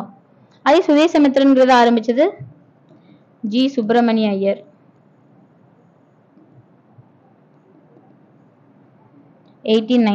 ஆரம்பிச்சிருப்பாரு. சோ ஃபர்ஸ்ட் பொலிட்டிக்கல் கார்ட்டூன்ஸ் அரசியல் கேலி சித்திரங்களை வெளியிட்ட இதுங்கிறது இந்தியா. Option B. 143க்கு answer option B. Choose the characters. சரியான இணைகளை தேர்வு செய்யன்னு சொல்றாங்க. ஒண்டி வீரன்ங்கிறது மருது சகோதரன் கொடுத்திருக்காங்க, தப்பு. ஒண்டி வீரன் பூலித்தேவர் கூட இருந்தாரு, அவரோட ஆர்மியில ஒரு ஆளா இருந்தாரு பூலித்தேவர். அதே கோபால நாயக்கர் திண்டுக்கல் லீக்ங்கிறது கரெக்ட் தான். திண்டுக்கல் லீக்ல ஆக்சுவலி 3 பேர் இருப்பாங்க, கோபால நாயக், அதே மாதிரி லக்ஷ்மி நாயக், மணப்பாறையை சேர்ந்த லக்ஷ்மி நாயக், அதே மாதிரி பூஜை நாயக்ங்கிறவங்க, அவங்க தேவதானப்பட்டி பூஜை நாயக். சோ இவங்க 3 பேரும் சேர்ந்த ஒரு திண்டுக்கல் லீக்ங்கிறது அது வந்து கோபால நாயக்கர் தலைமையில் தான் நடந்திருக்கும். சோ செகண்ட் வந்து கரெக்ட். குயிலி வந்து புலித்தேவன் கொடுத்திருக்காங்க, இல்ல. குயிலி வந்துட்டு வேலு நாச்சியார் அவரோட படையில இருந்திருப்பாங்க. அவரோட படையில அந்த படை பேரு வந்து பாத்தீங்கன்னா உடையாள்னு சொல்லுவாங்க. படை உடையாள். அதோட கமாண்டர் தான் யாருன்னு பாத்தீங்கன்னா குயிலி. சோ இப்ப குயிலி வந்துட்டு புலித்தேவர் கிடையாது, வேலுநாச்சியார். அப்ப 3வது இது தப்பு. 4வது முத்து வடுகநாதர், அவர் தான் காளையார் கோயில் பேட்டில் வந்து பாத்தீங்கன்னா தோத்திருப்பாரு. சோ அந்த பேட்டில் எப்ப நடந்திருக்கும்னா அந்த போருங்கிறது 1772ல நடந்திருக்கும், அந்த காளையார் கோயில் போர், அதுல தோத்திருப்பாரு. சோ அப்ப இதுல வந்து பாத்தீங்கன்னா 2ம் 4ம் கரெக்ட். Option D. 144க்கு ஆன்சர் வந்து பாத்தீங்கன்னா option D. 2 and 4 are correct. Question number 145. Arrange the following events associated with Periyar in chronological order. பெரியாருடன் சம்பந்தப்பட்ட நிகழ்வுகளை கால வரிசைப்படி வரிசைப்படுத்தவும். சோ இதுல வந்து பாத்தீங்கன்னா ஃபர்ஸ்ட் என்ன நடந்திருக்கும்னா நான் கோஆபரேஷன் மூவ்மெண்ட் தான் ஃபர்ஸ்ட் இருந்திருக்கும். நான் கோஆபரேஷன் மூவ்மெண்ட் 1920. அவர் வந்துட்டு கள்ளுக்கடை மறியல்ங்கிறது 1921ல பண்ணியிருப்பாரு. சென்னை காங்கிரஸ் கமிட்டியோட லீடரா 1922ல பதவி ஏற்றிருப்பாரு. அது வைக்கம் சத்தியாகிரகங்கிறது 1924ல நடந்திருக்கும். அப்ப 1924னா இப்போ வருஷம் 2024. அப்ப இதோட 100th இயர். அதனால இது ரொம்ப இம்பார்ட்டன்ட். வைக்கம் சத்தியாகிரகங்கிறது ரொம்ப இம்பார்ட்டன்ட். 1924ல நடந்திருக்கும். அப்ப அரேஞ்ச் பண்ணோம்னா 2 3 4 1 ஆப்ஷன் ஏ. 145க்கு ஆன்சர் வந்து பாத்தீங்கன்னா option A. Question number 146. Choose the correct statement. சரியான கூட்டுகளை தேர்ந்தெடுன்னு சொல்றாங்க. So Bharathi edited a Tamil weekly India which became the voice of the moderates னு கொடுத்திருக்காங்க. பாரதியின் இந்தியா வார இதழ் மிதவாத தேசியவாதிகளின் குரலாக திகழ்ந்தது. சோ பாரதியார் வந்து பாத்தீங்கன்னா மாடரேட்ஸ் கிடையாது, மிதவாதிகள் வர மாட்டாங்க, அவங்க எக்ஸ்ட்ரீமிஸ்ட்ல வருவாங்க. சோ தீவிரவாதி, மிதவாதியில வர மாட்டாரு, தீவிரவாதி. சோ இப்ப ஃபர்ஸ்ட் ஸ்டேட்மெண்ட் இந்த இடத்துல தப்பு. செகண்ட் ஸ்டேட்மெண்ட் வந்து பாத்தீங்கன்னா Bharathi participated in the Surat session of Congress in 1907. Correct தான். சோ 1907 சூரத் காங்கிரஸ் மாநாட்டில் பாரதி கலந்து கொண்டார். இதுலதான் வந்து பாத்தீங்கன்னா ரெண்டா பிரியும், மாடரேட்ஸ், எக்ஸ்ட்ரீமிஸ்ட், மிதவாதிகள், தீவிரவாதிகள் அப்படின்னு சொல்லிட்டு ரெண்டா பிரியும். அதுல பாரதியும் இருந்திருப்பாரு.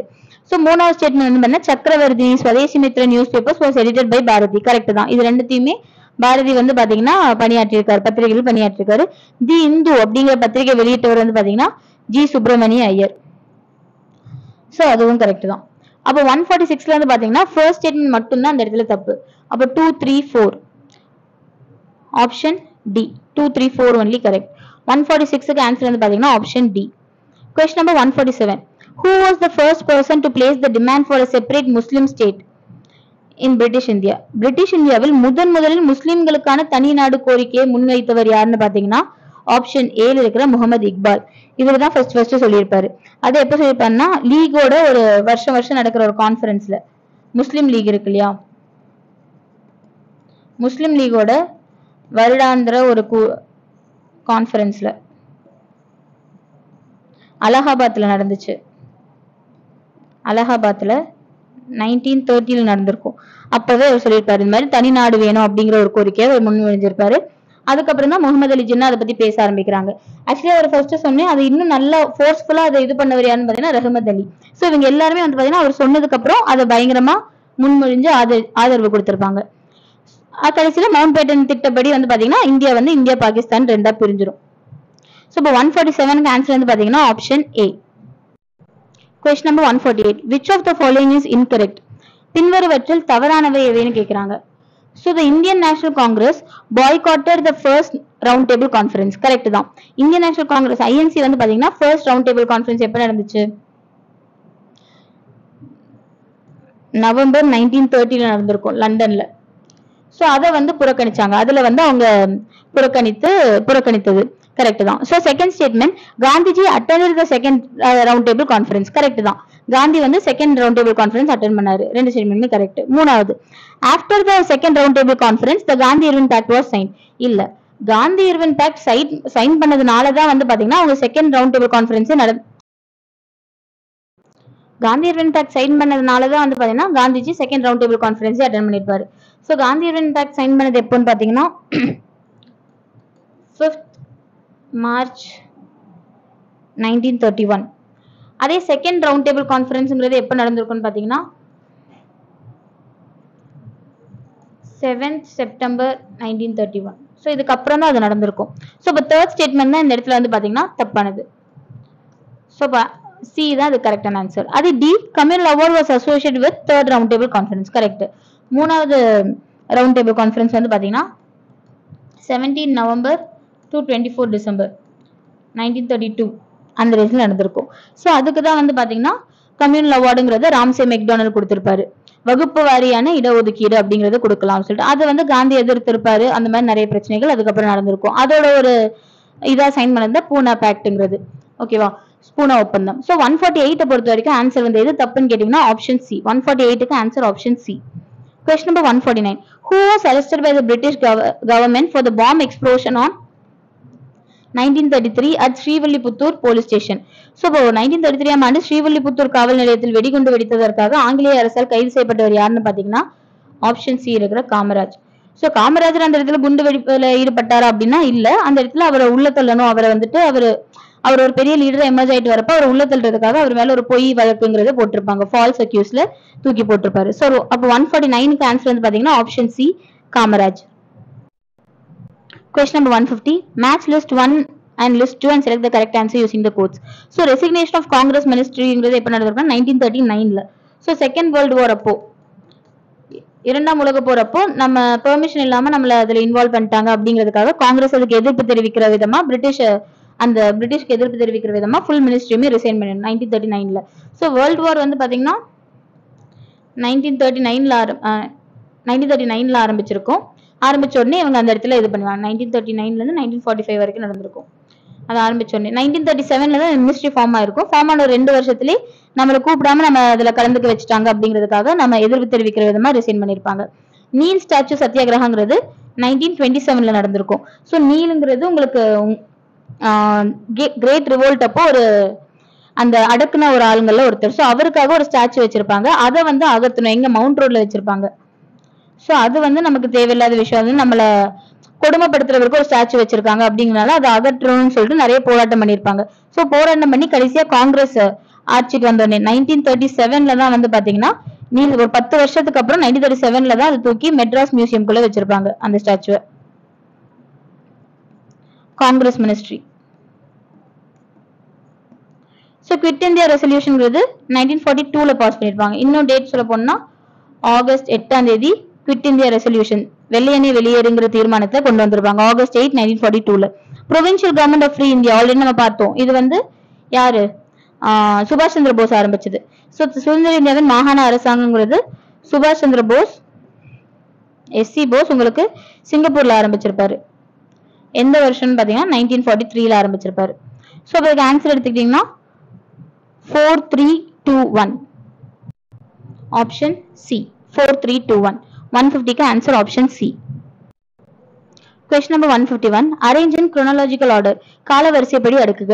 ஸோ இதுல நேரு ரிப்போர்ட்டுங்கிறது மோத்திலால் நேரு கொடுத்திருப்பாரு 1928ல. அதே பூனா பேக்ட்ங்கிறது கம்யூனல் அவார்டுக்கு அப்புறம் சைன் பண்ணிருப்பாங்க 1932ல. Simon commission 1927. கிரிப்ஸ் மிஷன்ங்கிறது 1942. அப்ப காலை வரிசைப்படுத்தணும்னா 3124 ஆப்ஷன் சி. 151க்கு ஆன்சர் வந்து பாத்தீங்கன்னா ஆப்ஷன் சி. ஸோ அப்ப நேரு ரிப்போர்ட் பொறுத்த வரைக்கும் வந்து பாத்தீங்கன்னா நேருவோட அப்பா மோத்திலால் நேரு தான் இதை கொண்டு வந்திருப்பாரு. ஸோ அவர் வந்து சைமன் கமிஷன் எப்படி இது வந்து பாத்தீங்கன்னா ஆல் ஒயிட் கமிஷன் சொல்லுவாங்க. எல்லாமே வந்து பாத்தீங்கன்னா இந்தியாவில சட்ட ஒழுங்கு கரெக்டா இருக்கான்னு பாக்குறதுக்காக போடப்பட்ட கமிஷன்ல இந்தியர்கள் யாரும் அதுல சேர்க்கப்படல அப்படிங்கிறது தான் அந்த இடத்துல ஒரு மிகப்பெரிய எதிர்ப்பா இருந்தது. அதனாலே வந்து பாத்தீங்கன்னா சைமன் கோ பேக் அப்படிங்கிற நிறைய முழக்கங்கள்லாம் ஏற்பட்டுச்சு. ஸோ அதுக்கு ஒரு கவுண்டர் ஆக்டா கொண்டு வந்தது தான் வந்து பாத்தீங்கன்னா நேரு ரிப்போர்ட்டுங்கிறது. ஸோ அதுல வந்து கான்ஸ்டிடியூஷன் கொண்டு அரசியலமைப்புங்கிறது உருவாக்கணும் அப்படிங்கறதெல்லாம் சொல்லியிருப்பாங்க. ஓகேவா? ஸோ அதே பூனா பேக்ட்ங்கிறது நம்ம அப்பவே பார்த்தோம். கம்யூனல் அவார்ட் வகுப்பு வாரி இடஒதுக்கீடுங்கிறது ராம்சே மெக்டொனால்ட் அப்படிங்கிறவர் கொடுப்பாரு. சோ அது வேணாம், அது நமக்கு வந்து அது இன்னும் பிரிவினையே பெருசு பண்ணும் அப்படின்னு சொல்லிட்டு காந்தி வந்து உண்ணாவிரதம் எடுப்பாங்க. சோ காந்திக்கும் அம்பேத்கரும் போடப்பட்ட அந்த பேக்ட் ஒப்பந்தம் தான் வந்து பாத்தீங்கன்னா பூனா பேக்ட்ங்கிறது. காந்திக்கும் அம்பேத்கருக்கும் அம்பேத்கர் சைன் பண்ண ஒப்பந்தம் தான் பூனா பேக்ட் அப்படிங்கிறது. அதே கிரிப்ஸ் மிஷன் அப்படிங்கிறது 1942ல வந்திருக்கும். இது வந்து அகைன் அவங்க எல்லாம் முடிச்சதுக்கு அப்புறம் நான் உங்களுக்கு டொமினியன் ஸ்டேட்டஸ் கொடுப்போம் அப்படின்னு சொல்லியிருப்பாங்க. டொமினியன் இருந்துச்சுன்னா தன்னாட்சி அப்படிங்கிறது.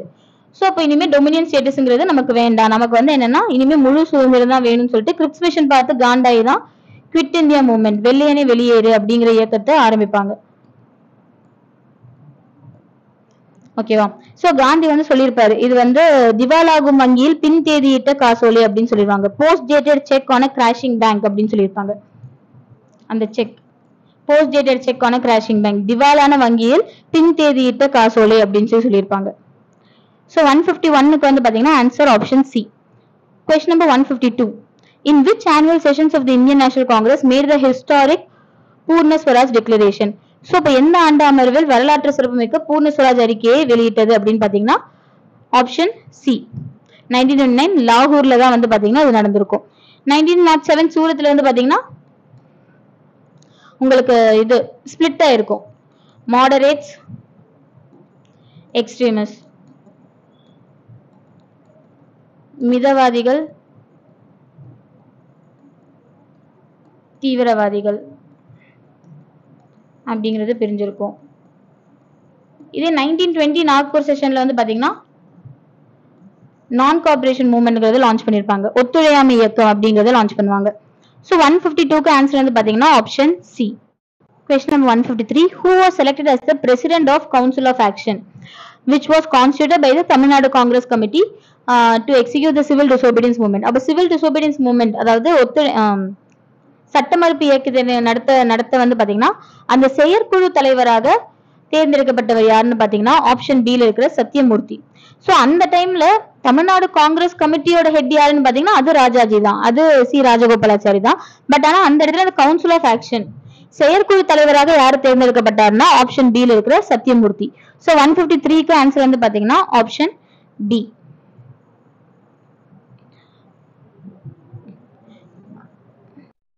சோ சட்டமறுப்பு இயக்கம் மெயினா வந்து பாத்தீங்கன்னா வேதாரண்யம்ல நடந்திருக்கும், ராஜாஜியோட தலைமையில நடந்திருக்கும். வேதாரண்யம்ல போய் கடலை கலக்க மாதிரி. சோ திருச்சியில இருந்து தஞ்சாவூர் நோக்கி போயிருப்பாங்க.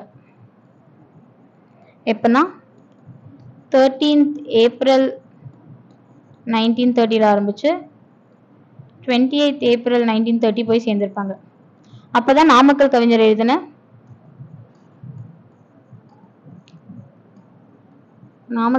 எழுதின கத்தியின்றி ரத்தமின்றி யுத்தம் ஒன்று வருகுது அப்படிங்கிற பாட்டு அந்த ஒரு இதுலதான் ஃபேமஸ் ஆயிருக்கும்.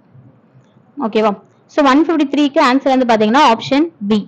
Question number 154. Gandhiji established ashram at Sabarmati. ஓகேவா? சோ காந்தியடிகள் சபர்மதி என்னும் இடத்தில் ஒரு ஆசிரமத்தை உருவாக்கினார். Likewise an ashram was established in Tamil Nadu by Rajaji. So Gandhi மாதிரியே ராஜாஜி தமிழ்நாட்டுல ஒரு ஆசிரமத்தை உருவாக்குனாங்க. அது எங்கன்னு கேக்குறாங்க. ஸோ எங்கன்னு பாத்தீங்கன்னா ஆப்ஷன் டி திருச்செங்கோடு. நாமக்கல்ல இருக்கிற திருச்செங்கோடுல ஒரு ஆசிரமத்தை நிறுவியிருக்காரு. 154க்கு ஆன்சர் வந்து பாத்தீங்கன்னா option D. Question number 155. Match the following. சரியானவற்றை பொறுத்துக. So against the practice of sati. சதிக்கு உடன்கட்டை ஏறுதலுக்கு எதிரான செயல்பாடு வந்து பாத்தீங்கன்னா பிரம்மோ சமாஜ் தான் இது பண்ணிருப்பாங்க. பிரம்மோ சமாஜ் எப்ப ஃபார்ம் பண்ணாங்கன்னா 1828ல ராஜாராம் மோகன் ராய்.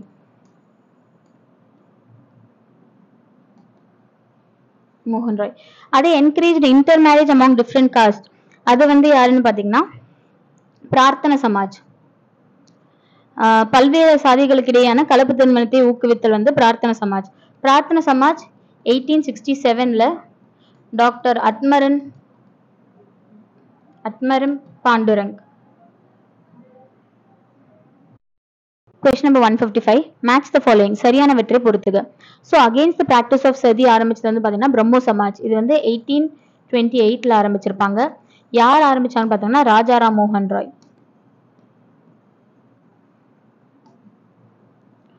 அதே encourage intercaste marriage amount different cost. பல்வேறுபட்ட சாதிகளுக்கு இடையே கலப்பு திருமணத்தை ஊக்குவித்தல் யாருன்னு பாத்தீங்கன்னா பிரார்த்தன சமாஜ். இது 1867ல ஆரம்பிச்சிருப்பாங்க. யாருன்னு பாத்தீங்கன்னா டாக்டர் அத்மரன் பாண்டுரங். அதே தேர்ட் ஃபைட் அகேன்ஸ்ட் அன்டச்சபிலிட்டி. தீண்டாமைக்கு எதிரான போராட்டம்ங்கிறது ஆரிய சமாஜ் 1875ல ஆரம்பிச்சிருப்பாரு. யாருன்னு பாத்தீங்கன்னா தயானந்த் சரஸ்வதிங்கிறவர் ஆரம்பிக்கிறாரு. அதே service to man is service to God. மனிதனுக்கு செய்யக்கூடிய சேவை கடவுளுக்கு செய்யும் தொண்டு அப்படின்னு சொன்னது யாருன்னு பாத்தீங்கன்னா ஸ்ரீ ராமகிருஷ்ணா மிஷன். ஸோ இது எப்ப ஆரம்பிச்சிருப்பாங்கன்னா 1897ல. யார் ஆரம்பிச்சாங்கன்னு பாத்தீங்கன்னா சுவாமி விவேகானந்தா. ஸோ இப்போ இதுக்கு ஆன்சர் வந்து பாத்தீங்கன்னா 2341 ஆப்ஷன் டி. 155க்கு ஆன்சர் வந்து பாத்தீங்கன்னா 2341 option D. Question number 156. During the early resistance against the British, who issued Tiruchirappalli proclamation? Tiruchirappalli proclamationன்றது 1801ல ரிலீஸ் பண்ணியிருப்பாங்க. யார் இதை கொண்டு வந்தாங்கன்னு பாத்தீங்கன்னா மருது சகோதரர்கள். Option C. மருது பிரதர்ஸ் தான் எடுத்துட்டு வந்திருப்பாங்க. ஸோ இந்த 1801 கான்ஃபெடரசி இந்த ஒரு கூட்டமைப்புல யாரெல்லாம் இருப்பாங்க வந்து பாத்தீங்கன்னா கோபால நாயக், திண்டுக்கலை சேர்ந்த கோபால நாயக்,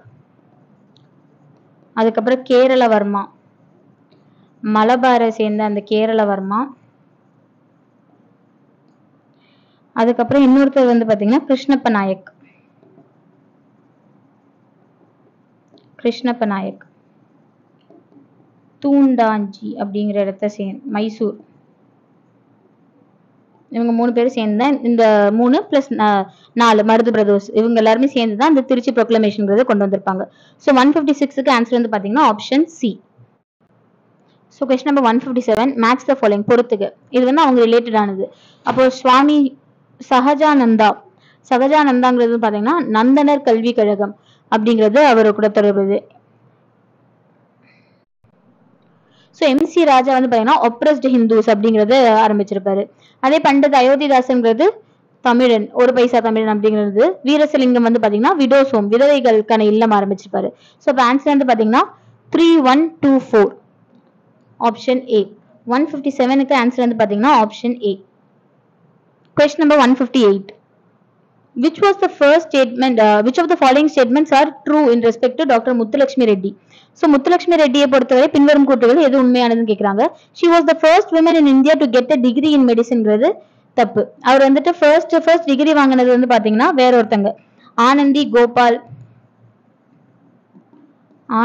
கோபால் ஜோஷிங்கிறவங்க தான் ஃபர்ஸ்ட் ஒரு டிகிரி வாங்கியிருப்பாரு. பட் ஆனா அவங்களால டாக்டரா ஆக முடியாது. வீட்டுல சில பிரச்சனைகளால அவரால் டாக்டர் ஆக முடியல. பட் ஃபர்ஸ்ட் டிகிரி மெடிசன்ல வாங்கினது அவங்க தான்.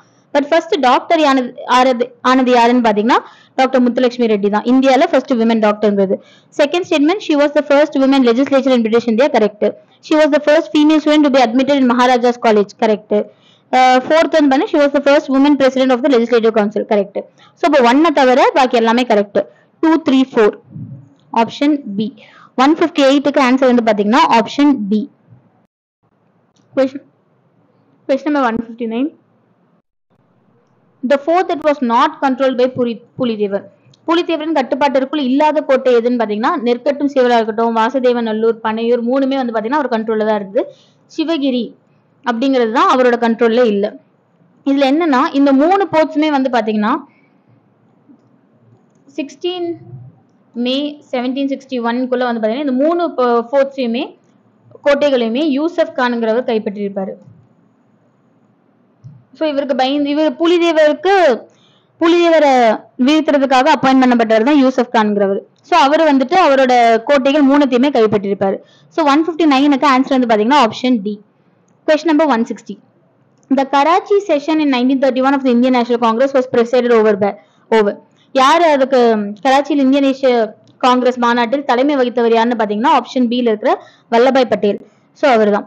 இந்த கராச்சி செஷன் 1931 ரொம்ப ஃபேமஸ், ரொம்ப இம்பார்ட்டன்ட். என்னன்னு பாத்தீங்கன்னா அந்த இடத்துல ஃபண்டமெண்டல் ரைட்ஸ் அடிப்படை உரிமைகளுக்கான தீர்மானம்ங்கிறதை ஏற்படுத்தியிருப்பாங்க. அடிப்படை உரிமைகளுக்கான ஒரு தீர்மானத்தை நிறைவேற்றிருப்பாங்க. சோ அப்படிப்பட்ட ஒரு செஷனுக்கு தலைமை தாங்கினது யாருன்னு பாத்தீங்கன்னா ஆப்ஷன் பில இருக்கிற வல்லபாய் பட்டேல். 160க்கு answer option B. Question number 161. Kattabomman's hanging to death was executed by, அதாவது கட்டபொம்மன் தூக்கிலிட்டு கொலை செய்வதை நிறைவேற்றவர் யாருன்னு பாத்தீங்கன்னா ஆப்ஷன் பில இருக்கிற மேஜர் பேனர்மேன் அவருங்கிறவர் தான். இதே எட்வர்ட் கிளைவ் வந்து பாத்தீங்கன்னா அந்த இடத்துல கவர்னர் ஆஃப் மெட்ராஸ் கவுன்சிலா இருந்திருப்பாரு. மெட்ராஸ் கவுன்சிலோட ஆளுநர். சோ இவர் தான் வந்து பாத்தீங்கன்னா கோலின் ஜாக்சன் அவரை வந்துட்டு மேட்ச் த ஃபாலோயிங் பின்வருவனவற்றை பொறுத்துக. சோ சம்பரன் சத்தியாகிரகம் வந்து பாத்தீங்கன்னா அதுதான் ஃபர்ஸ்ட் காந்தி இந்தியால வந்து ஆரம்பிச்ச முதல் போராட்டம். 1917ல நடந்திருக்கும். கம்யூனல் அவார்டுங்கிறது ராம்சே மெக்டொனால்ட் கொடுத்தது 1932ல. அகமதாபாத் மில் ஸ்ட்ரைக்குங்கிறது 1918ல. பர்தோலி ரெசல்யூஷன்ங்கிறது பாத்தீங்கன்னா 1922ல இது பண்ணிருப்பாங்க. சோ சம்பரன் சத்தியாகிரகம் பொறுத்த வரைக்கும் என்ன ஃபேமஸ்னு பாத்தீங்கன்னா அதுதான் ஃபர்ஸ்ட் சிவில் டிசோபீடியன்ஸ், அதாவது சட்ட மறுப்பு அப்படிங்கறத ஃபர்ஸ்ட் அங்கதான் கையாண்டிருப்பாரு. அகமதாபாத் மில் ஸ்ட்ரைக்ல வந்து பாத்தீங்கன்னா ஃபாஸ்டிங் இருந்திருப்பாரு, உண்ணாவிரதம்.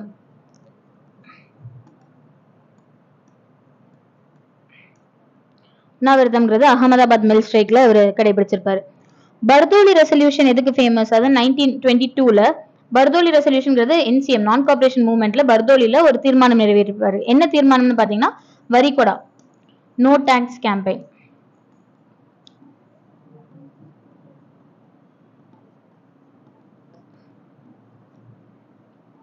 அப்படிங்கறத பண்ணிருப்பாரு. So option 4231 option A. 162க்கு ஆன்சர் வந்து பாத்தீங்கன்னா option A. Question number 163. Which of the following statements are true about Khan Abdul Ghaffar Khan? So அப்ப கான் அப்துல் கான் பற்றிய உண்மையான கூற்றுகள். அவர் வந்து பாத்தீங்கன்னா பாஸ்தூன் லீடர், கரெக்ட் தான். பஸ்தூன் தலைவர். அதுக்கப்புறம் பாட்ஷா கான் என்று அழைக்கப்படுகிறார், கரெக்ட். இவரை வந்து பாத்தீங்கன்னா எல்ஏ காந்தி அப்படின்னு சொல்லுவாங்க, கரெக்ட். அதுக்கப்புறம் குடை கிட்மர்கஸ் அப்படிங்கறத இவர் நிறுவியிருப்பாரு. சோ குடை கிட்மர், சோ இத வந்துட்டு ரெட் ஷர்ட்ஸ்னு சொல்லுவாங்க, ரெட் ஷர்ட் அப்படின்ற இயக்கம் அப்படிங்கிற மாதிரி சொல்லுவாங்க.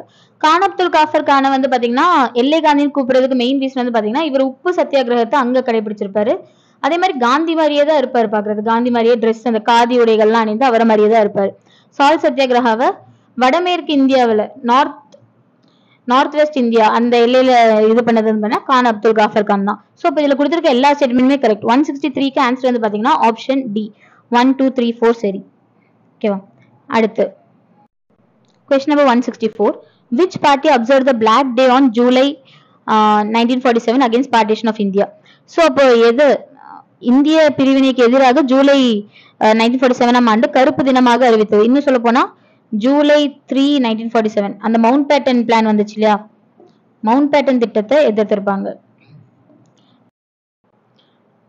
மவுண்ட் பேட்டன் பிளானுக்கு எதிர்ப்பு தெரிவிச்சிருப்பாங்க. அதுக்கு ஒரு கோபம். எந்த அமைப்புன்னு பாத்தீங்கன்னா ஹிந்து மகாசபா. சோ 164க்கு ஆன்சர் வந்து பாத்தீங்கன்னா option C. Question number 165.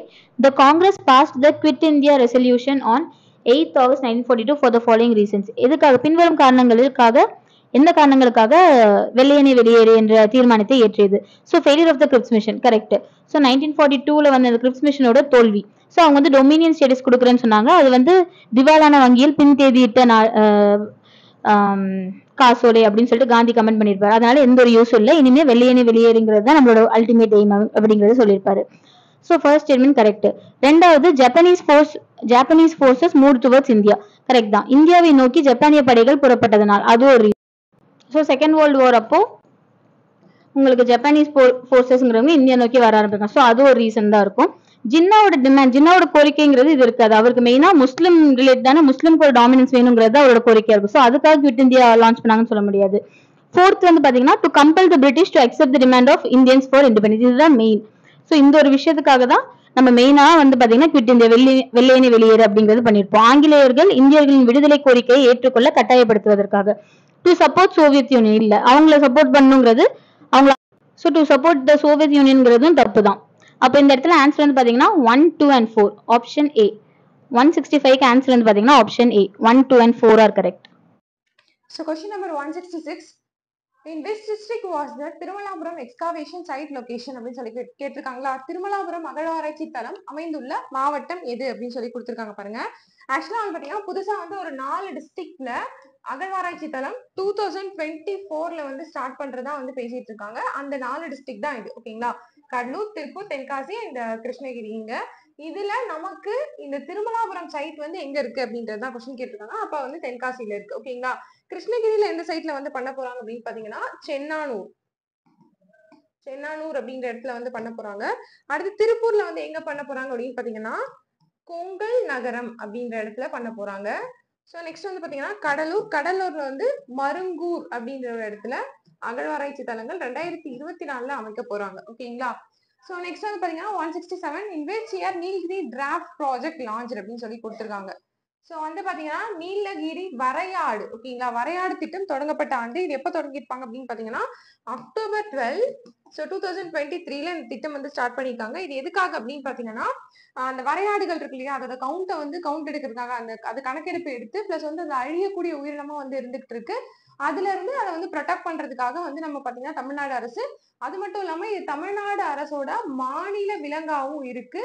So இது நீலகிரி பகுதி, நீலகிரி அப்புறம் அந்த கேரளா பார்டர் இருக்கு இல்லையா, சோ அந்த பகுதியில மட்டும் அது பர்டிகுலர்லி 5790 சதுர கிலோமீட்டர் நீலகிரி அண்ட் தமிழ்நாடு சேர்த்து இந்த இடத்துல ரீஜன்ல தான் அது வாழுது அப்படின்னு சொல்லியிருக்காங்க.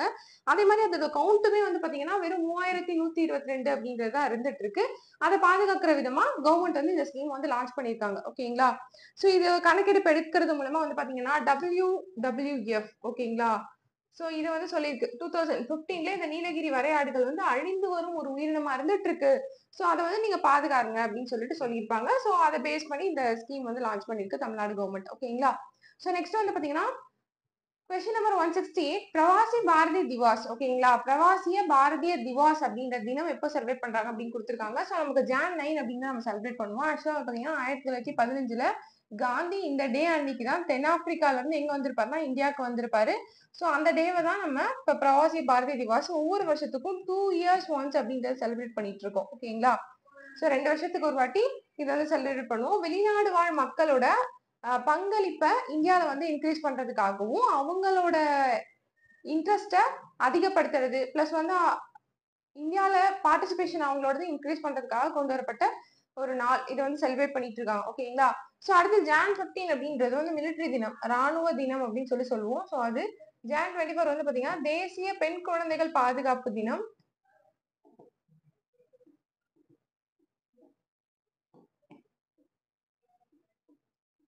அடுத்து இது வந்து பாத்தீங்கன்னா Jan 25 ஓட்டர்ஸ் டே. ஏன் அப்படின்னா இப்போதான் வந்து நம்ம எலெக்ஷன் கமிஷன் ஆஃப் இந்தியா உருவாக்கிருப்போம். அந்த டேவை தான் நம்ம ஓட்டர்ஸ் டேவா செலிப்ரேட் பண்றோம். So next question number 160.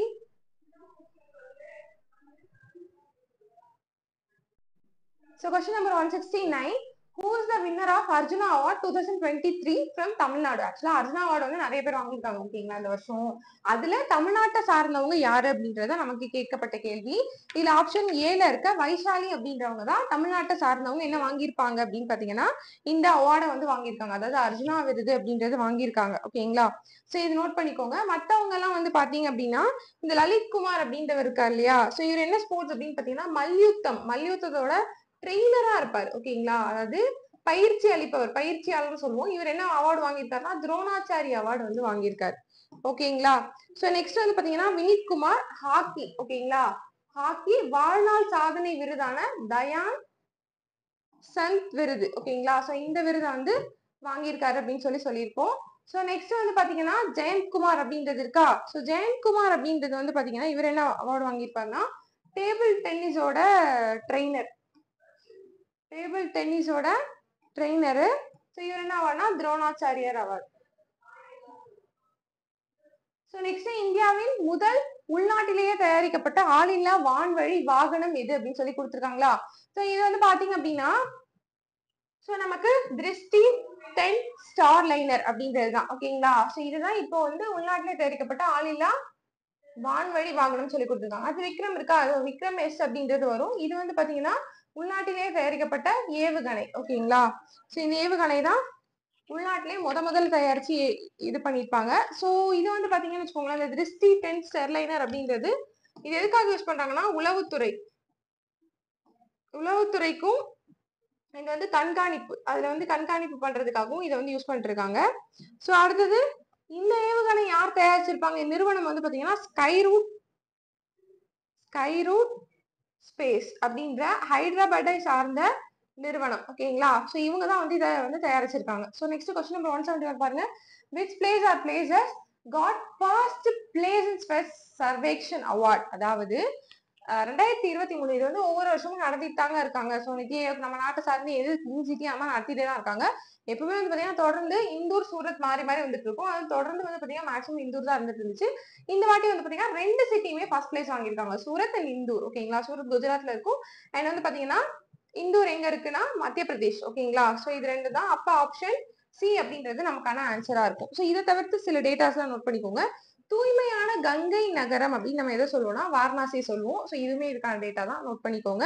So next வந்து பாத்தீங்கன்னா செயல்திறன் மாநிலம், அதாவது இந்த திட்டத்தை வந்து செயல்படுத்துறது செயல்திறன் மாநிலமா எது இருக்குன்னா மகாராஷ்டிரா இருக்கு அப்படின்னு சொல்லியிருக்காங்க. சோ நெக்ஸ்ட் சென்னையோட ஸ்பேஸ், அதாவது இந்த தூய்மை நகரத்தோட சென்னையோட இதுல வந்து எதுனா 199th பிளேஸ்ல இருக்கு அப்படின்றது. Next question number 172. dash is the state where the world's tallest state of Ambedkar is to be unveiled அப்படின்னு கேட்டிருக்காங்க. உலகின் மிக உயரமான அம்பேத்கர் சிலை திறக்கப்பட உள்ள மாநிலம் கேட்டிருக்காங்க. அதுக்கான ஆன்சர் வந்து பாத்தீங்கன்னா ஆந்திரா. இது எதுக்காக திறக்கிறாங்க அப்படின்னு பாத்தீங்கன்னா சமூக நீதியின் சிலை அப்படின்னு சொல்லி இதை சொல்றாங்க. ஓகேங்களா, சமூக நீதியின் சிலை அப்படின்னு சொல்றாங்க. இதோட அடி வந்து பாத்தீங்கன்னா 206 அடி அப்படின்னு சொல்லியிருக்காங்க. ஓகேங்களா, சோ நெக்ஸ்ட் வந்து பாத்தீங்கன்னா கொஸ்டின் நம்பர் 173. இது வந்து dash is the first state in India which have night sky park அப்படின்னு கொடுத்தாங்க. இந்தியாவின் முதல் இரவு வான் பூங்கா அமைந்துள்ள மாநிலம் அப்படின்னு கொடுத்திருக்காங்களா. இரவு வான் பூங்கா அப்படின்றது என்னன்னா நைட்ல செயல்படக்கூடிய ஒரு பார்க். இது எங்க இருக்குன்னா மகாராஷ்டிரால இருக்கு. மகாராஷ்டிராலையுமே எங்கன்னா பெஞ்ச் புலிகள் காப்பகம் அப்படின்ற இடத்துல இருக்குங்க. ஓகேங்களா, சோ இந்த இடத்துல இருக்கு. சோ இது இந்தியா ஃபர்ஸ்ட் அப்படின்னு சொல்லியிருக்காங்க. ஓகேங்களா, ஏசியால எத்தனாவது அப்படின்னு பாத்தீங்கன்னா 5th அப்படிங்கிறது நோட் பண்ணிக்கோங்க. சோ இதெல்லாமே இதை பத்தின தகவல்கள். ஓகேங்களா, so next whose birthday is observed as on strength day அப்படின்னு கொடுத்துருக்காங்க. நேஷனல் ஸ்ட்ரென்த் டே. ஓகேங்களா, சோ தேசிய வலிமை தினம் யாரோடதுன்னா சுபாஷ் சந்திர போஸ். ஓகேங்களா, சோ இவரோட 127th பர்த்டே. சோ இதை பேஸ் பண்ற விதமா தான் கொடுத்திருப்பாங்க. சோ இது இவரோட பர்த்டே என்னைக்கு அப்படின்னு பாத்தீங்கன்னா Jan 23rd ஒவ்வொரு வருஷமும் நம்ம செலிப்ரேட் பண்ணிட்டு இருக்கோம். அதுதான் வந்து இங்க கொடுத்திருப்பாங்க. ஓகேங்களா, அடுத்து கேப்டன் லக்ஷ்மி. இவங்க யார் அப்படின்னு பாத்தீங்கன்னா சுபாஷ் சந்திர போஸ் இருக்கா இல்லையா, இவர் ஒரு 3 பிரிகேட்ஸ் வந்து ஃபார்ம் பண்ணியிருப்பாரு. என்னன்னா காந்தி பிரிகேட், நேரு பிரிகேட், அடுத்து வந்து பாத்தீங்கன்னா பெண்கள் படைப்பிரிவுக்கு இந்த லட்சுமி பிரிகேட் அப்படிங்கிறது உருவாக்கியிருப்பாரு. சோ அதை பேஸ் பண்ணி இருக்கு. சோ பிபின் ராவத் யார் அப்படின்னு பாத்தீங்கன்னா ஃபர்ஸ்ட் முப்படைகளின் தளபதி. ஓகேங்களா, இந்தியால இந்த போஸ்டிங்ல ஃபர்ஸ்ட் இருந்தது இவர் தான். சோ இவர் தான் ஆக்சிடென்ட்ல இறந்துட்டார் இல்லையா, சோ அவரு. அடுத்து காந்தி நம்ம எல்லாருமே தெரியும், தேச தந்தை. இதுதாங்க. சோ நெக்ஸ்ட் கொஸ்டின் பாருங்க.